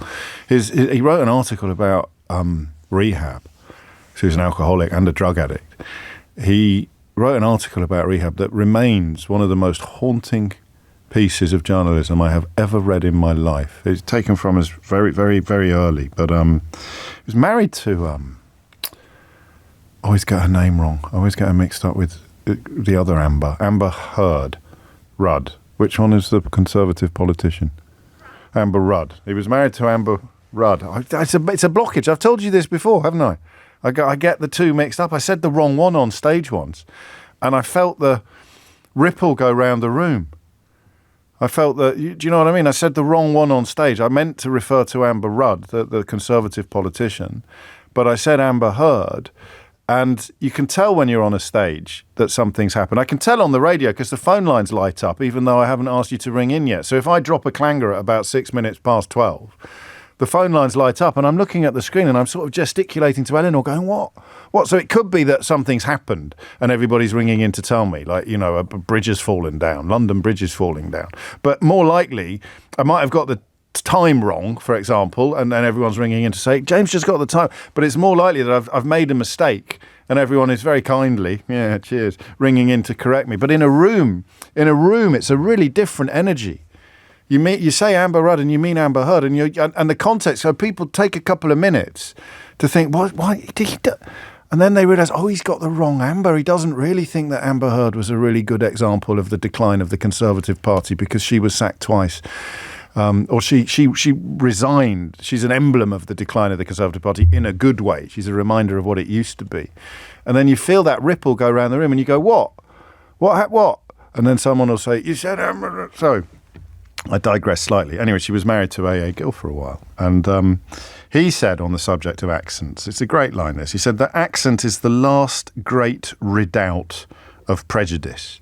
It's a sweeping line, and I'd probably disagree with it, actually, because I think there's still loads and loads of prejudice out there, but it's no longer implicit. You can see prejudice. In fact, the clock, sadly, has gone back a bit since A.A. Gill was working, and we're probably now living in a society where being vile and prejudiced is not frowned upon in the way that it was 10, 20 years ago. But I don't know. That's not really the point. The point is that accents have enormous weight when it comes to other people's perceptions. If you have a Liverpudlian or a Bradford accent, then you are, did you know this, perceived as more likely to commit crimes. So, and of course, because this is a phone-in show, technically, a phone-in show where you could be used as part of the research process here. So what do you do when you hear certain accents on the programme? Someone rings in with a strong Scouse accent, do your expectations change? As opposed to when someone rings in with a nice sort of home counties twang, for example. I bet they do. I mean, there's some obvious stuff. Some of it can be quite positive stuff. So if you've got a Birmingham, a Cardiff, a Glasgow or a Belfast accent, you're perceived as most likely to signal kindness, honesty and friendliness. I think there was research not long ago showing that the Birmingham accent was associated with lower intelligence. There's no reasons whatsoever, no IQ link to that whatsoever, just a sense that if you talk like this, you might be a couple of sandwiches short of a picnic. And Cockney, the classic Cockney accent, is perceived as the most working class. I think that might be because you either have a regional accent or you don't. And if you live in London and you're not a Cockney, you don't have a regional accent. I don't think that really happens in other cities. That the class distinctions between accents in the southeast or in London in particular are really concentrated, aren't they? And it is RP, received pronunciation, or sort of borderline posh, which was ranked highest for wealth and confidence. So that's why sort of really dishonest politicians try to sound posher than they really are. Partly because they're insecure social climbers, and partly because either consciously or subconsciously they know that people will respond warmly. They will think that you are cleverer or more trustworthy even, or wealthier if you talk posh, or what I would once have called proper. Every time, writes Ryan, you try and imitate a Black Country or a Birmingham accent, you try and make us sound dumb. I don't, Ryan. I really don't. It's a beautiful accent that makes my heart swell with homesickness. So please don't think that for a minute. But it is one of those accents that can excite quite strong preconceptions. So they looked at 10 accents of men speaking English: Belfast, Birmingham, Bradford, Bristol, Cardiff. That's a shame. I thought we were going to get a full ticket there of cities that begin with B. Cardiff, Glasgow, Liverpool, Cockney, and Newcastle, and received pronunciation. Then they got 180 people from across the UK to do one of two surveys. Some were asked to rate the voices according to class and personality related categories. Others were asked to rate how likely they were, as in the person whose voice you've heard, to have carried out different crimes or acts such as defending a victim of harassment, infidelity, or physical assault. When it came to sexual assault, the highest ranked accent was RP, the posh voice. Closely followed by Cockney and Liverpool accents. God knows why, but it may indicate shifting perceptions of the type of man who can and does commit sexual offences, according to one of the researchers that conducted this work. They're now, the reason why they're doing it, because it isn't just to give me interesting topics to talk about on the radio, they are now drafting new guidelines for the police, for lawyers, for judges and for juries, saying we support the use of pre-testing to screen for voice bias. We also hope that anyone encountering voice evidence in the criminal justice system is warned against letting voice or accent-based prejudice influence their decisions. These stereotypes could have real-life legal consequences. So whether you're the judge or sitting in the jury, the accent of the defendant or the accent of some witnesses may have a bearing on the actual verdicts that are reached. It is 12 minutes after 12. I want to know, I mean, there are several ways I can think of to get into this conversation, but I think the most obvious is how you know that you are being judged. And I think you're more likely to know that you're being judged negatively than positively, unless, of course, you've gone on a journey. There's no earthly way, for example, that Jacob Rees-Mogg speaks the way that he speaks as a consequence of nature. You know, we're not dissimilar in age. I think he's a little bit older than me. I've got lots of friends who went to the same school as him, and I've got lots of friends who are from my own school days and beyond who are posh, who, you know, have moats around their houses and titles in some cases, none of whom talk like him. Prince William doesn't talk like him. Prince William is going to be king one day. And next to Jacob Rees-Mogg, he sounds like Grant Mitchell. That's a bit dated, actually, isn't it, that reference? Next to Jacob Rees-Mogg, he sounds like Phil Mitchell. And that means that at some point in his life, Jacob Rees-Mogg made a decision to sound like a comical comedy character. It goes the other way as well, unfortunately. I can say this with some personal experience. I may have mentioned it to you before. I was keen to hide my public school roots when I was sort of 17, 18. Well, it was a bit hard at 17. I was still there. But in the first couple of years after leaving university, I remember when I was working briefly in Doncaster in Yorkshire, I adopted the strangest accent you've ever heard. For some reason, I thought that if I sounded like an EastEnders extra, then the lads I was working with who had broad Doncaster accents would somehow be a bit more welcoming. They were lovely men, all of them, and they were incredibly welcoming. But what they made of my sort of strangled estuarine vowels, God only knows. And why on earth I was adopting a fakish Cockney accent on a South Yorkshire building site, we will never know. Guy Ritchie was accused of it. The film director, who was actually very posh. I think his mother was the chair of the Kensington and Chelsea Conservatives. But when Guy Ritchie came to public prominence, it was as the director of Lock, Stock and Two Smoking Barrels, an absolute corker of a Core Blimey Governor film. And so he was accused of something called mockney, of having toned his accent down in order to change reactions of him. I bumped into the brilliant Nick Moran the other day. I haven't seen him for yonks. There is a talent that this country should cherish and nurture. The star, if you're wondering why I've mentioned him, of Lock, Stock and Two Smoking Barrels, of course. Classic movie still. But I'm interested in the journeys that we go on and whether or not you've consciously done it. Consciously kept your accent or consciously changed it. And if you've consciously kept it, or if you've still got it, then how do you describe what's the word we're looking for? Yeah, prejudices that you have encountered. How do you know that people are thinking things about you because of your accent, things that are absolutely untrue or irrelevant? 0345 6060 973. So there's a lot going on here. I'm interested in your personal journey, the way in which you have decided that in order to get ahead or in order to change the way the world treats you, you've changed the way you speak. 0345 6060 973. Jackie's in Manchester. She says, you always use a thick northern accent when you're impersonating gammon men. I don't anymore. I think you caught me a couple of times doing that, but there'll be plenty of other times where I use a posh accent when I'm doing gammon men. But you don't notice that because you're not sensitive to northern stereotyping. So I promise you, I'm absolutely equal opportunities when I'm trying to be offensive. But I don't know what it would be like to make a conscious effort to change your accent and why you did it. 0345 6060 973. And then there is the bit that you know. So the first bit is for people who have changed. And the second is for people who have not. And whether you wanted to or not, you know now people treat you differently because of the way that you talk. You could probably use me as quite a good sounding board here. So I think I've got a very neutral accent, haven't I? So not quite RP, not posh, but equally pretty hard to pin me down regionally. I think occasionally a little bit of Kidderminster slips out, where I say computer.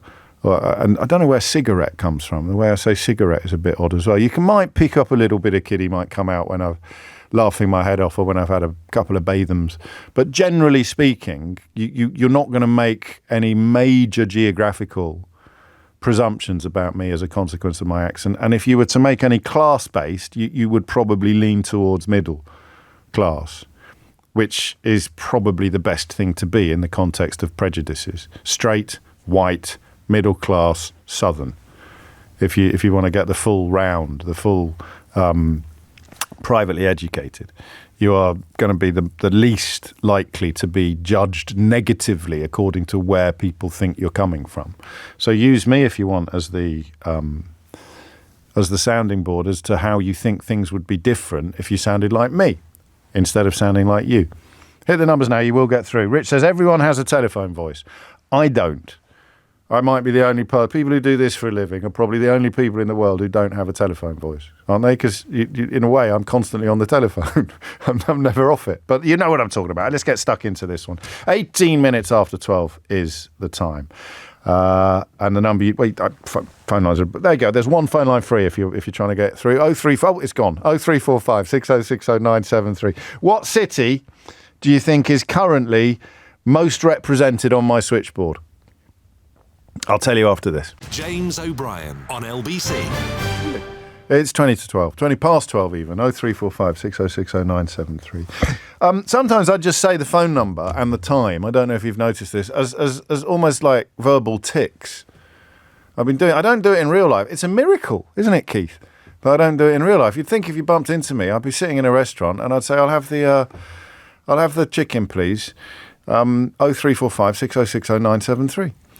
Did you see the football last night? Aunt Kidder Mr. Harry's doing well. Top of the table. Phil Brown's Red Army. It's 21 minutes after 12. I do it as a verbal tick in the work zone, in the studio, but oddly I don't do it outside work. Anyway, we're not talking about that. We're talking about accents. Greg is in Liverpool, which is the city most represented on my switchboard at the moment, but I don't think Greg is actually a Scouser. What made you pick up the phone, mate? All right, James. I've been here. There it is. Black country. So you want to know about perhaps my journey, yes, and then I can tell you how I consciously changed my accent and then consciously re-embraced my old accent. Good for you. Yeah, that's fascinating. Yeah, so I went to Polytechnic, University of Wolverhampton, did rather well, and I ended up getting a scholarship to the University of Liverpool for a PhD in Latin American studies of all things. And got there and I kind of realised it probably, whilst I love Liverpool, working class sort of bastion city that it is, and I still live here now, but I realised very quickly the university wasn't perhaps the bastion of meritocracy that it should be as a red brick uni. You mean that if you talk like what I do, then you would have risen a little bit quicker up the greasy pole? Quite. Yes. I mean, I did all right anyway. No, I'm sure you did. But look, mate, it's easier. Exactly. And also it's easy to be understood. But I found myself being patronised a lot because I was clever, but I sounded a bit stupid in their ears, in their sort of like prejudicial ears. So I ended up doing research in the US, going to northeast Pennsylvania. Okay. And I was suffering from imposter syndrome throughout like the university bit. Yeah. But as soon as I got to the US, I was doing research on hostile attitudes to immigration. Hot subject now. Probably should have stuck with that. Yeah. And I was in a small coal mining town, very similar to where I'm from, Bilson, which is a former steel town. It's deindustrialised area. Yeah. A lot of people had really heavy accents. They were called coal crackers. Right. So they were sort of laughed at from wider society, and that's even within Pennsylvania. So the American equivalent of a black country accent in a way. Yeah, I ended up in exactly the same place, and I met my people. And a lot of them had left and go to like Penn State, and they deliberately changed their accent. Oh, wow. And I realised, that's me. I've done that. And I suddenly realised I didn't need to feel ashamed anymore. How did they treat your accent? Did you suddenly become a different... I mean, the world reacted completely differently towards you when you got there. Yeah, it's difficult because I'm an oral historian and I was doing interview-based research, so I had to neutralise it a little bit because an hour interview was turning to a 4-hour interview. Yes. Sorry, what did you say? What did you say? Say that again. Exactly. So, they got me and I got them, but I actually ditched the PhD and I came back to Wolverhampton and did another PhD re-embraced my accent, dropped the sort of the middle class identity that I'd adopted because, as you described it, I was an insecure social climber. I just didn't realise I was. And I came back and I did a PhD on the campaign to save Bilston Steelworks, where my family had worked, and I did an oral history, and I kind of did a hagiographic insider history, I'll admit that, on my hometown. And now I've become like a nauseatingly boring black country oral historian, community historian. That's not nauseatingly boring at all. Well, in Liverpool. It's a hugely important part of British history, not just British industrial history, and possibly overlooked actually for both geographical reasons and reasons of prejudice and stereotyping. Massively. How amazing! But you've still got. I mean, you're still demonstrably from the black country, so presumably you still deal with some prejudice as a consequence of that. Yeah, I mean, I don't work in academia. I mean, that's probably for a multitude of reasons, but part of it was I couldn't quite shake the imposter syndrome. And, really? People were very impressed with what I said, what I write, and there probably is some wider insecurities there. But I just found a happy place, which is basically doing oral histories with marginalised communities up in the northwest. How can people find out more about your work, Greg? You can find me on Twitter. I recently did a project called Giz a Job, where we did an oral history on the 1981 People's March for Jobs, loads of unemployed teenagers who marched to London, and we're about to hopefully start a project on Kirby Unemployed Centre, which was like a centre that fought for unemployed people. Good man. In another marginalised place. And did you ever, I mean, just to, what's the word I'm looking for? Just to drill down, I'm looking for sort of, headline moments. Did you ever encounter something like someone had read, before you moved into oral history, someone would read something you'd written, and then you could actually catch them flinch when they met you and heard your accent? I'd say more because I wasn't a prolific writer, which again is probably the imposter syndrome. I am now because I do the oral histories and I'm more confident. I'd say the big one is actually you arrange an interview and they don't know who you are. They haven't heard you, especially if you've done it via email. And then you sit down in front of them, and as soon as you open mouth, they'd like almost... That's what I mean. That's a perfect... That's exactly... Because I could see it, I was staring Here's a doctor. Here's an academic doctor turning up to interview me. I have a very strong idea of what he's going to sound like. And to be honest, mate, I do swear a lot as well for so-called academics. I think there's a bit of a shocker. Well, then I'm doubly grateful to you for keeping your potty mouth off the airwaves this morning, Greg. Thank you. This afternoon, even. There you go. So I know you tease me sometimes for always saying grand when I get an Irish caller on the line, but I think of all accents, oddly, because I never thought this when I was younger, that's the one... I would never slip into it fully. I'd never sound like Greg, but a bit of mirroring you do sometimes, don't you? There's code switching and mirroring at play in this phenomenon as well, and that is the accent of my hometown. Not directly, Kidderminster and Bilston. There'll be different twinges. Greg would be able to tell the difference, but you wouldn't, and so it's comforting to me. It's home. And so, Greg, another Greg, two Gregs actually. This one's texted in to say, you mentioned Kidderminster and Bathams. I can't believe it. I live in Chattersley Corbett. The Swan in Chattersley and the Plough in Chenston have the best Bathams in town. But it takes some getting used to, Greg. You're clearly quite new to the programme. I went to school around the corner, mate. I went to Winterfold, which is about 1.5 miles away from where you are currently texting from. 27 minutes after 12 is the time. Patrick is in Croxley Green. Patrick, what would you like to say? We may never know. Patrick, are you there? Patrick, no. Hello. Oh, hello. What were you doing? Sorry, I was listening to the other fella. Sorry. Not quite as highbrow as the last guy, but I used to be in the security industry years ago, and it was dealing with very much the sort of. So I had a bloke from Liverpool who wasn't actually a Scouser, and now I've got a bloke in Hertfordshire who is. I like this. This is nice. All human life is here. Go on. Yeah. So basically, what it was I got into this. I was in the security industry, and I got into this vein of doing like very high end stuff for like quite posh people. Yes. And there'd be like the architect there, double barreled name. There'd be all like young designers there, and it was all very. And then there was me, and I was like the security specialist, as it were. And I did find that once you're sitting around a table, everyone had introduced themselves, and I'd introduce myself, and we'd start talking. And I was quite knowledgeable on the subject. Yes. But I never thought I was being taken seriously at all. And then I started doing that, sounding a lot softer and getting round it. And then one day I listened to myself, and I felt sort of terrible about it, but it was my job. You know, I had to convince people, I had to give them confidence and whatnot.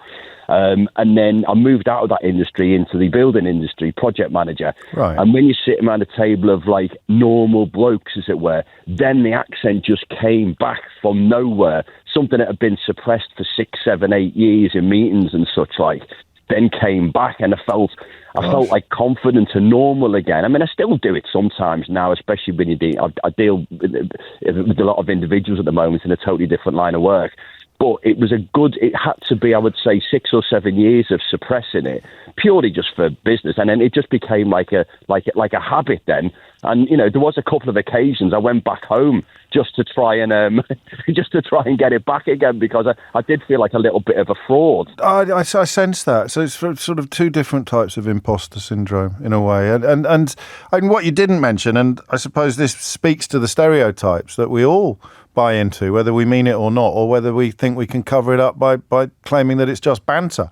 But I thought when you talked about working in security with a strong Liverpool accent, that people were going to be worried that you might be planning to rob the houses that you were helping them alarm. Oh, well, I must admit, there was a few, like, you know, sort of lowbrow things like that, just a bit of a giggle here and there. But when it got to the sort of the higher end stuff where you were dealing with people's almost, the huge projects and millions of pounds in these whole building things, you sort of felt like you had to go that little extra bit just to, make them feel comfortable and deal with their prejudices, and that's a form of code switching. I notice young people doing it. I notice middle class young London teenagers doing it, talking to each other in a sort of language I don't really recognise or understand. And then as soon as they're talking to their mums again or their dads, they're sort of little Lord Fauntleroys. Patrick, thank you. 12:31 is the time. I think we probably should have a closer look, and there's still plenty to get through on the switchboard, but I think we should probably have a closer look at the latest proof that Kemi Badenoch, as she has told us many times in the past, never, ever, ever commits verbal gaffes. James O'Brien on LBC. It is 12:35. You are listening to James O'Brien on LBC. So here are some headlines from today. I'll give you three across the political spectrum. Badenoch's pensions triple lock remarks prompt alarm among Tory colleagues, reports The Guardian. Kemi Badenoch triple lock comments trigger pensions row, reports the BBC. And I won't means test pension triple lock, says Badenoch, as she brands reports fake news. It is obviously a different Kemi Badenoch who said, I never have gaffes, I never have to clarify because I think very carefully about what I say. Which puts Conservative HQ in a very odd situation because they have today clarified or tried to clarify what she said. They've posted on social media, on a day where Kemi said it was time to tell the truth, the Labour Party is skewing her words for political gain and lying about what she said. We will look at means testing, but the Conservatives have always protected the triple lock. Ignore the fake news, read the transcript. They then produced the transcript, which doesn't necessarily reach the parts that they were hoping it would reach. But once again, I would say it must be a different Kemi Badenoch from the one who stated, I never have gaffes, I never have to clarify because I think very carefully about what I say. Wasn't there another example with maternity pay? Didn't she say something about maternity pay and then have to desperately backtrack or clarify? And then I'm told that she gets incredibly furious. In fact, I heard Aggie Chambray on with Ian Dale yesterday, coming on after Kemi Badenoch had been on, explaining how furious Kemi Badenoch got after her comments about maternity pay in another interview were, in her view, misconstrued, which is obviously a very odd thing to happen because she never has gaffes and she never has to clarify because she thinks very carefully about what she says. So she does interviews. She doesn't like doing interviews. I remember Natasha Clark explaining to us before she even became leader that she doesn't like journalists. And frankly, who can blame her? But she doesn't like, I mean, even in a country where if you're a Conservative journalist, the one thing you can be certain of is having your toes tickled by about 80% of the print and commercial broadcast media. Far be it from me to mention any names.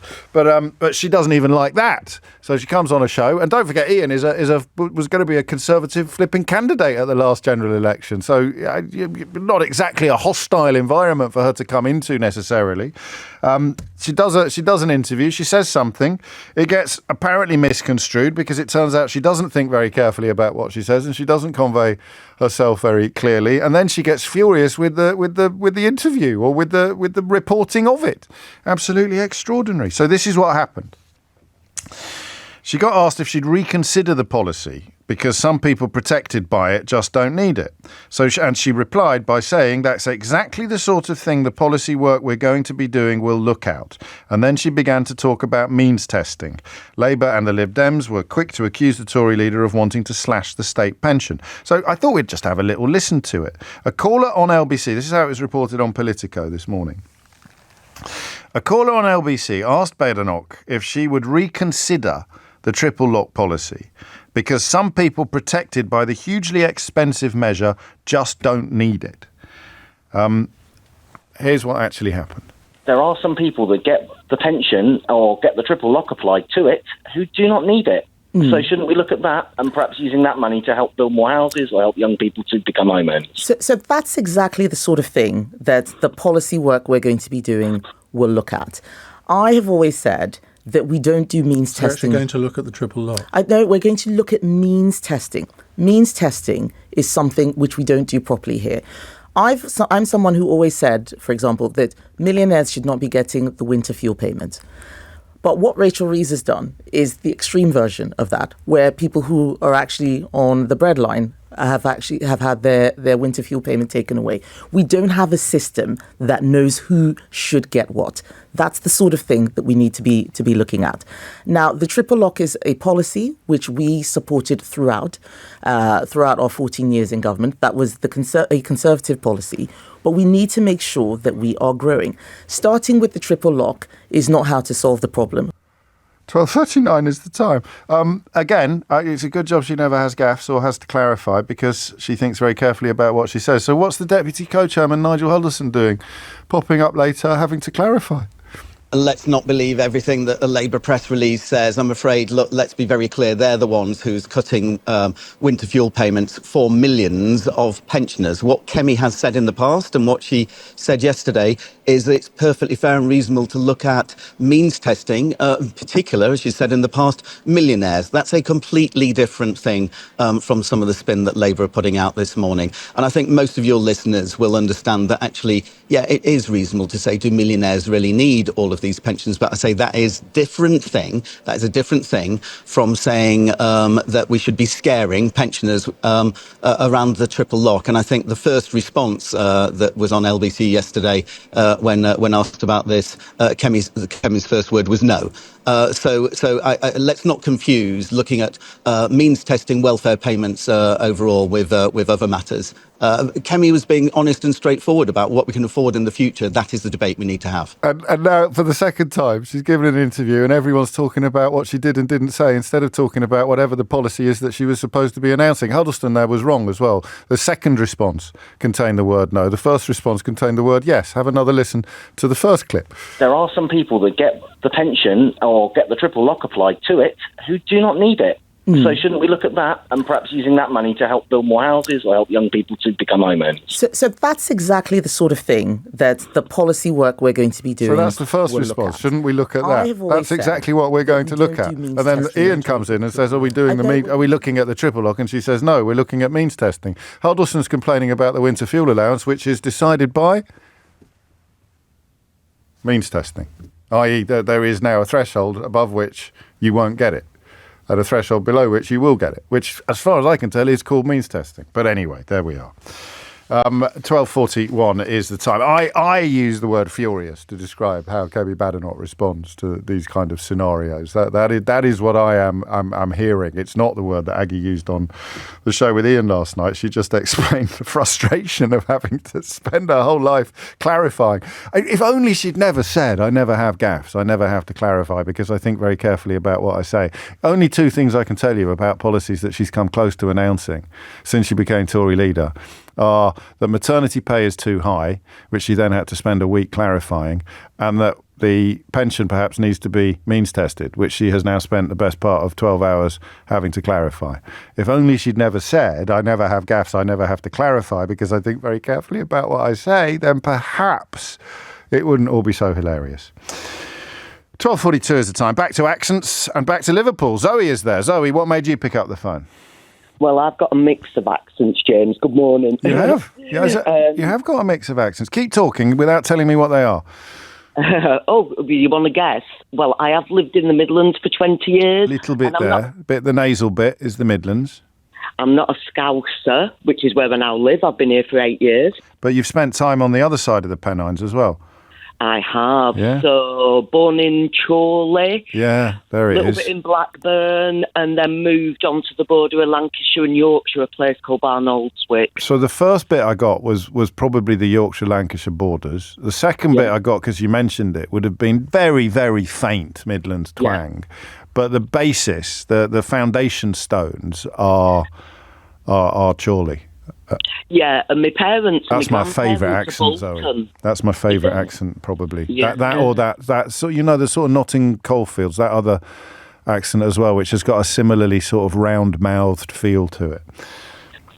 And my gran, she just sounded like Peter Kay. That's who everyone's thinking of now. Garlic bread. Yeah. Garlic bread. What effect do you think it has had on your life? When I moved down to Coventry, I went to study to be a nurse. Yeah. And when I was in the Midlands, and I was there for 20-odd years, I got comments on my voice, not particularly my accent, but my voice every single day, about 10 times a day usually. Oh, you've got a deep voice. Where do you come from? And I think I had to prove myself more to get promotions in nursing because of my accent. But also because people associated it with a bit of lack of intelligence, or people are okay. And there was a girl that I did my training with. She was on the same course, and she was she was Wolverhampton. Yeah. And she said to me, she said, "Oh, do you write like you speak, Zoe?" And I thought, why are you asking me that? How could you write like you speak? Well, quite. Well, that's fantastic. And I suppose depth of voices, people, it's hair and accents are things that people can be quite sensitive about. But other people, this perhaps is what A.A. Gill meant about it being the last redoubt of prejudice. Other people feel that they're allowed to comment on it. Yes, they do. And that's always been a fascination of mine. And it's one of my old colleagues, a senior colleague, and I said people comment on my voice because it's deep. But I had colleagues that had high squeaky voices that were quite grating, but they didn't say to them, well, you've got a high squeaky voice.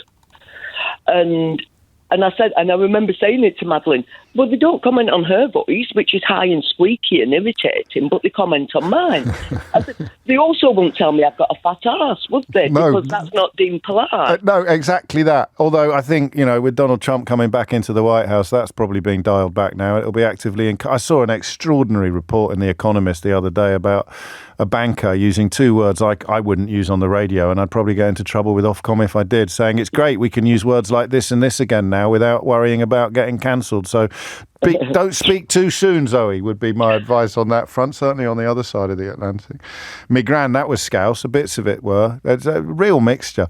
Does anyone know why I always think of Jan Molby at this point? Do you know why I think of Jan Molby at this point? The second Kidderminster Harriers reference of the day. Jan, of course, the manager responsible for leading us into the promised land of the Football League proper. So Jan Molby, Danish footballer, spent a lot of time in Liverpool and then became manager of Kidderminster Harriers. And when you heard him give interviews during the Kidderminster phase of his career, you could distinctly hear all three accent influences, particularly the mixture of Danish and Scouse, like a bit like Peter Schmeichel with the Danish and the Manchester. I don't know why I find it so interesting. I think because they're indicators, aren't they? They're like little badges that we wear that we can't do anything about. Except we can. You can take them off and try and change them. And I'm still interested in hearing from people who've done that. It's 12:46. James O'Brien on LBC. It's 12:49. You're listening to James O'Brien on LBC. No one's mentioned Angela Rayner yet.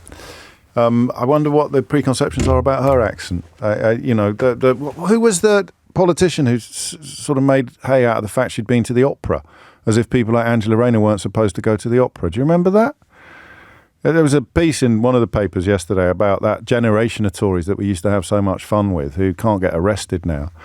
employment opportunities are so limited for people who sort of made careers out of hitching themselves to Boris Johnson's lies and then just indulging in obnoxious abuse of political opponents. And lo and behold, they're struggling to find jobs in the brave new world of a post-parliamentary life. But who was the one? Can we remember who the one was? Was it Dominic Raab? Oh, he's a lawyer, isn't he? So I'm sure he's not one of the ones that's struggling to find work. But just Dominic Raab, yeah, you're right.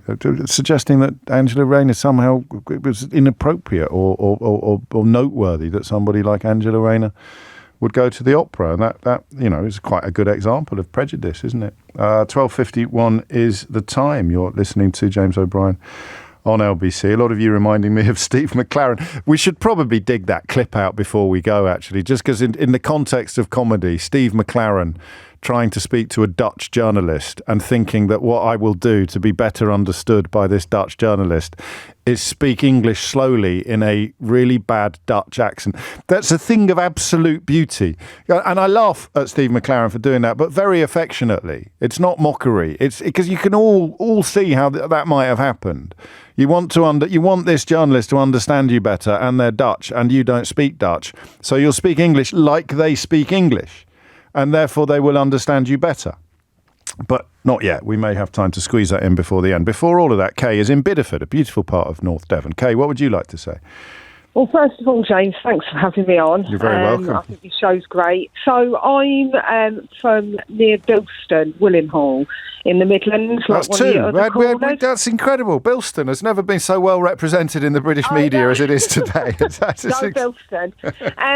So obviously I live in Devon now, and it's really interesting what you were just saying about Angela Rayner. Yes. Because I'm not an MP, and I've never been an MP. I'd love to be. Okay. But I was a town councillor for 4 years.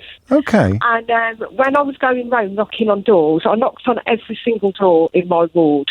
And when people were answering the door, they'd say, "But how can I vote for you? You're not local." Oh, okay. And I was like, "Well, I am. It's just that I sound a bit different to you." Yes. And then I'm not going to be a councillor in Devon, but phone it in from Bilston. Well, our MP does that from the Cayman Islands, but I won't talk more than that. Not but quite. Anyway, I know what you mean. But the other thing that happened is when I did become a town councillor, one of the other councillors put my name forward to be the deputy mayor that year. Oh, yeah. And one of the other councillors said, "Well, we can't have her as deputy mayor because she doesn't sound right." I mean, you've got a really interesting juxtaposition there, haven't you? Because Devon is very... I choose my words very carefully. I always do. I know what you mean already. Well, there's a very strong sense of identity, sense of geographical identity, stronger than you get in some areas, stronger than you get in much of the southeast.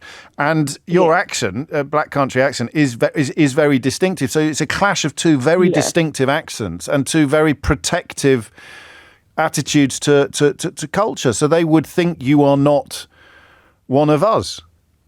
Yeah, and that happened a lot because I do stand out in many ways. But the other thing... Go on, tell me more. Well, I've worked for charities for many, many years. No, well, you said I do stand out in many ways. I can't let that go unremarked. Have you got a full mohawk? Not quite. I'm very, very skinny. I've got tattoos. Gosh. I've got bright hair. I wear what I want. I've been known to wear the bin bag on a night out. Yeah. So... Well, you would stand out. Well, it depends where you go. Yeah. In most places, you'd stand out in a bin bag. But the other thing, James, is I've worked with a lot of people that have been living on the street. Okay. A lot of people in crisis. And compared to my counterparts, my colleagues, lots of people have commented that our clients have sort of honed into me a bit more. And they've even said, "You sound more genuine." And it's really helped. Yeah. Yeah, I can buy I'm not that. backwards in coming forward. No, evidently. And the other thing is I do a lot of public speaking and spoken word, and I haven't been to uni, and I'm not particularly educated, but I hyper-focus on things. I'm neurodivergent. And so you can unwrap them. You can unwrap them and you can communicate that to other people. Do you ever notice your accent changing? Do you ever notice it? You are changing it in some contexts? Subconsciously. So I've lived all over the UK, and I had an accent specialist meet me once, and he picked out the Black Country, He picked out Essex because I was with a guy for 10 years that was from Essex. Okay. And he picked out East Sussex because I lived there for 12 years. God, he's good. Yeah, amazing. I couldn't believe it. See, I picked out a bit of Devon then. How long have you been in Devon now? 12 years. Yeah, but you would expect to hear a bit of Devon though. Yeah. When you say couldn't believe it, there was a little bit of Devon. Little bit. I like a little Shawsaw or the Heinz 57. This is all there. It's all there. I think you are an exception to the rule. I think you are such an individual that this extraordinary mixture that you carry is who you are. Well, I use it. Yes, because exactly what I mean. I can get down about it and I can sort of like try and change it, but I love it. And my friends always know when I'm tired or hungry or drunk because they can't understand me. Yeah, so you go full black country then? Oh, full. And I'm going to see my dad later. He's now living in Eastbourne, weirdly. And as soon as I go there, my new boyfriend won't be able to understand me. You'll be all full bab. Yeah. All right, yeah, Bab. all right, Bab. You'll be all there. I love it. Thank you, Kay. That's a proper... I'd like that. That's a job I need to talk to someone about, isn't it? I'd like to speak to a proper accent specialist who can pick up on absolutely everything. I wonder how specific it gets. I was trying to chat up a girl many years ago, and I told her what sixth form college she went to in Northwich, solely from her accent. And the only way I could do it, it was in London as well, so it was quite an impressive thing to do, was because I've got an ear for it, but her accent was absolutely identical to the accent of someone else that I knew, someone that I'd been in the theatre with in Manchester a couple of years previously. He's one of my best friends at the time. And it was a complete fluke. I mean, it could have been any educational establishment in probably a 10-mile radius, but I just happened to mention the correct one, and she thought I was psychic. It was absolutely extraordinary. But an accent specialist, that'd be someone great to talk to. You could do it. Can we do a phone in on that, where people who think that they've got a really interesting mix of accents ring in, and we'll see how good they are at picking them all apart and identifying all of them? Steve's in T-Bay. Steve, what would you like to say? Oh, no, we haven't got time. We're going to play the clip. We'll play the clip. Should we play the clip? Yes. So this is what you do. And quick shout to Ben Kentish as well, who when I was talking about Kemi Badenoch earlier, I thought something in my head, and I thought, I'm not opening that Pandora's box. Life's too short, and it's home time soon, because the triple lock is politically ridiculous now, economically ridiculous. But you would never go near changing it because, old people who care about money vote a lot. But Ben Kentish there just ripped the top off Pandora's box in his little trail for the programme. So he's going all in on it in about 2 minutes' time. Before that, the best ever example of someone changing their accent in the hope of being better accepted. This must be very special for you personally. Yeah, of course. It's one of the reasons I came, because a good team and they qualified Champions League. So it's one of the reasons I came, to draw Arsenal, one of the big teams.